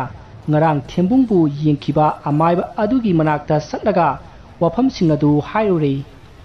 ꯃꯁꯤꯗꯒꯤ ꯑꯃꯥꯏꯕ ꯑꯗꯨꯅꯁꯨ ꯍꯌꯦꯡ ꯑꯌꯨꯛ ꯆꯠꯂꯁꯤ ꯍꯥꯏꯅ ꯌꯥꯕꯤꯔꯛꯏ꯫ ꯑꯁꯨꯝꯅ ꯅꯨꯃꯤꯠꯇꯨꯃ ꯍꯧꯈ꯭ꯔꯦ꯫ ꯃꯊꯪꯒꯤ ꯑꯌꯨꯛꯅꯤ꯫ ꯖꯦꯀꯤ, ꯔꯥꯖ ꯑꯃꯗꯤ ꯊꯦꯝꯕꯨꯡ ꯃꯈꯣꯏ ꯑꯍꯟ ꯈꯔꯒ ꯂꯣꯏꯅꯅ ꯑꯃꯥꯏꯕ ꯑꯗꯨꯒ ꯄꯨꯟꯅ ꯒꯥꯔꯤꯗ ꯇꯣꯡꯗꯨꯅ ꯑꯅꯨꯔꯥꯙꯥꯅ ꯍꯥꯏꯔꯝꯕ ꯃꯐꯝ ꯑꯗꯨꯗ ꯂꯥꯛꯂꯦ꯫ ꯃꯁꯤꯗꯒꯤ ꯃꯈꯣꯏ ꯃꯌꯥꯝꯅ ꯁꯔꯨ ꯁꯌꯥꯡꯁꯤꯡ ꯑꯗꯨꯕꯨ ꯀꯣꯏꯊꯤ ꯊꯤꯔꯝꯃꯤ꯫ ꯃꯃꯩꯊꯪꯗ ꯃꯣꯡꯁꯣꯡ ꯑꯃꯗ ꯊꯦꯡꯅꯕꯗꯒꯤ ꯃꯈꯣꯏꯅ ꯄꯣꯔꯛꯄ ꯁꯤꯡ ꯃꯌꯥꯝ ꯑꯃ ꯄꯩꯁꯤꯟꯗꯨꯅ ꯃꯩ ꯊꯥꯔꯝꯃꯤ꯫ ꯑꯃꯥꯏꯕ ꯑꯗꯨꯅ ꯂꯥꯏꯔꯣꯟ ꯀꯌꯥ ꯂꯦꯞꯇꯅ ꯁꯣꯜꯂꯤ꯫ ꯑꯁꯨꯝꯅ ꯍꯧꯅꯕꯤ ꯃꯇꯨꯡ ꯏꯟꯅ ꯃꯐꯝ ꯑꯗꯨꯗ ꯁꯔꯨ ꯑꯗꯨ ꯄꯣꯠꯂꯣꯏꯔꯝꯃꯤ꯫ ꯄꯣꯠꯂꯣꯏꯕ ꯂꯣꯏꯔꯒ ꯃꯈꯣꯏ ꯃꯌꯨꯝꯂꯣꯝꯗ ꯍꯜꯂꯛꯂꯦ꯫ ꯃꯁꯤꯒꯤ ꯃꯇꯨꯡ ꯅꯨꯃꯤꯠ ꯑꯗꯨꯒꯤ ꯅꯨꯃꯤꯗꯥꯡ ꯋꯥꯏꯔꯝꯅꯤ꯫ ꯖꯦꯀꯤ, ꯔꯥꯖ ꯑꯃꯗꯤ ꯊꯦꯝꯕꯨꯡ ꯃꯈꯣꯏ ꯑꯍꯨꯝ ꯋꯥꯔꯤ ꯁꯥꯟꯅ ꯁꯥꯟꯅ ꯑꯁꯨꯝ ꯆꯠꯂꯤ꯫ ꯑꯁꯨꯝꯅ ꯃꯈꯣꯏ ꯑꯍꯨꯝꯅ ꯑꯅꯨꯔꯥꯙꯥꯗꯨꯕꯨ ꯂꯩꯔꯩꯕꯥꯛ ꯌꯧꯔꯝꯂꯗ꯭ꯔꯥ ꯍꯥꯏꯅ ꯈꯟꯖꯥꯟꯅꯈꯤ꯫ ꯃꯁꯤꯗꯒꯤ ꯉꯁꯥꯏ ꯄꯣꯠꯂꯣꯏꯕꯗ ꯌꯥꯎꯕ ꯑꯃꯥꯏꯕ ꯑꯗꯨꯗ ꯍꯪꯁꯤ ꯍꯥꯏꯗꯨꯅ ꯍꯪꯕ ꯆꯠꯈꯤ꯫ ꯃꯁꯤꯒꯤ ꯃꯇꯨꯡ ꯃꯈꯣꯏꯅ ꯑꯃꯥꯏꯕ ꯑꯗꯨꯒꯤ ꯃꯅꯥꯛꯇ ꯂꯥꯛꯇꯨꯅ ꯍꯪꯕ ꯃꯇꯝꯗ ꯑꯃꯥꯏꯕ ꯑꯗꯨꯅ ꯂꯩꯋꯥ ꯈꯔ ꯁꯣꯟꯗꯨꯅ ꯏꯁꯤꯡ ꯄꯤꯛ ꯊꯟꯅ ꯍꯥꯞꯂꯕ ꯄꯨꯈꯝ ꯑꯃꯗ ꯌꯦꯡꯉꯤ, ꯑꯗꯨꯒ ꯍꯥꯏꯔꯛꯏ, ꯌꯥꯔꯦ ꯌꯥꯔꯦ ꯏꯕꯨꯡꯉꯣ ꯈꯣꯏ, ꯃꯍꯥꯛ ꯂꯩꯔꯩꯕꯥꯛ ꯌꯧꯈ꯭ꯔꯦ, ꯅꯈꯣꯏꯒꯤ ꯂꯥꯡꯇꯛꯅꯕ ꯑꯗꯨ ꯀꯣꯛꯂꯣ꯫ ꯑꯁꯨꯝꯅ ꯍꯥꯏꯔꯛꯄꯗꯒꯤ ꯃꯈꯣꯏ ꯑꯍꯨꯝꯗꯨ ꯍꯔꯥꯎ ꯍꯔꯥꯎ ꯑꯃꯥꯏꯕ ꯑꯗꯨꯒꯤ ꯌꯨꯝꯗꯒꯤ ꯊꯣꯔꯛꯏ꯫ ꯑꯁꯨꯝꯅ ꯃꯈꯣꯏ ꯑꯍꯨꯝꯅ ꯊꯣꯔꯛꯄꯗ ꯈꯨꯜꯒꯤ ꯄꯨꯈ꯭ꯔꯤ ꯃꯄꯥ ꯌꯧꯔꯛꯏ꯫ ꯃꯗꯨꯗ ꯁꯤꯜꯀꯤ ꯃꯃꯥꯟꯅꯕꯤ ꯈꯔꯒ ꯏꯁꯤꯡ ꯁꯣꯛꯑꯝꯕ ꯑꯗꯨ ꯖꯦꯀꯤꯅ ꯎꯈꯤ꯫ ꯃꯗꯨꯗ ꯖꯦꯀꯤꯅ, ꯁꯤꯜꯀꯤ, ꯅꯪ ꯏꯁꯤꯡ ꯁꯣꯛꯏꯔꯣ? ꯑꯁꯨꯝꯅ ꯍꯥꯏꯔꯨꯕꯗ ꯁꯤꯜꯀꯤꯅ, ꯅꯠꯇꯤꯌꯦ, ꯒꯟꯖꯥ ꯀꯛꯏꯅꯦ꯫ ꯑꯁꯨꯝꯅ ꯍꯥꯏꯔꯒ ꯃꯌꯥꯝꯗꯨ ꯋꯥ ꯋꯥ ꯅꯣꯛꯏ꯫ ꯃꯇꯝ ꯑꯗꯨꯗ ꯑꯅꯨꯔꯥꯙꯥꯒꯤ ꯋꯥꯈꯜꯗ ꯐꯨꯝꯕꯪꯅꯔꯨꯔꯕ ꯊꯦꯝꯕꯨꯡꯗꯨ ꯁꯤꯜꯀꯤꯒꯤ ꯋꯥꯈꯜꯗ ꯃꯣꯃꯣꯟ ꯅꯣꯛꯈꯤ꯫ Wari asi matang asida loijare wari asida soikiba lankiba wahi wata asoiba kibi tabiri bisingna pukchal saunanga pigani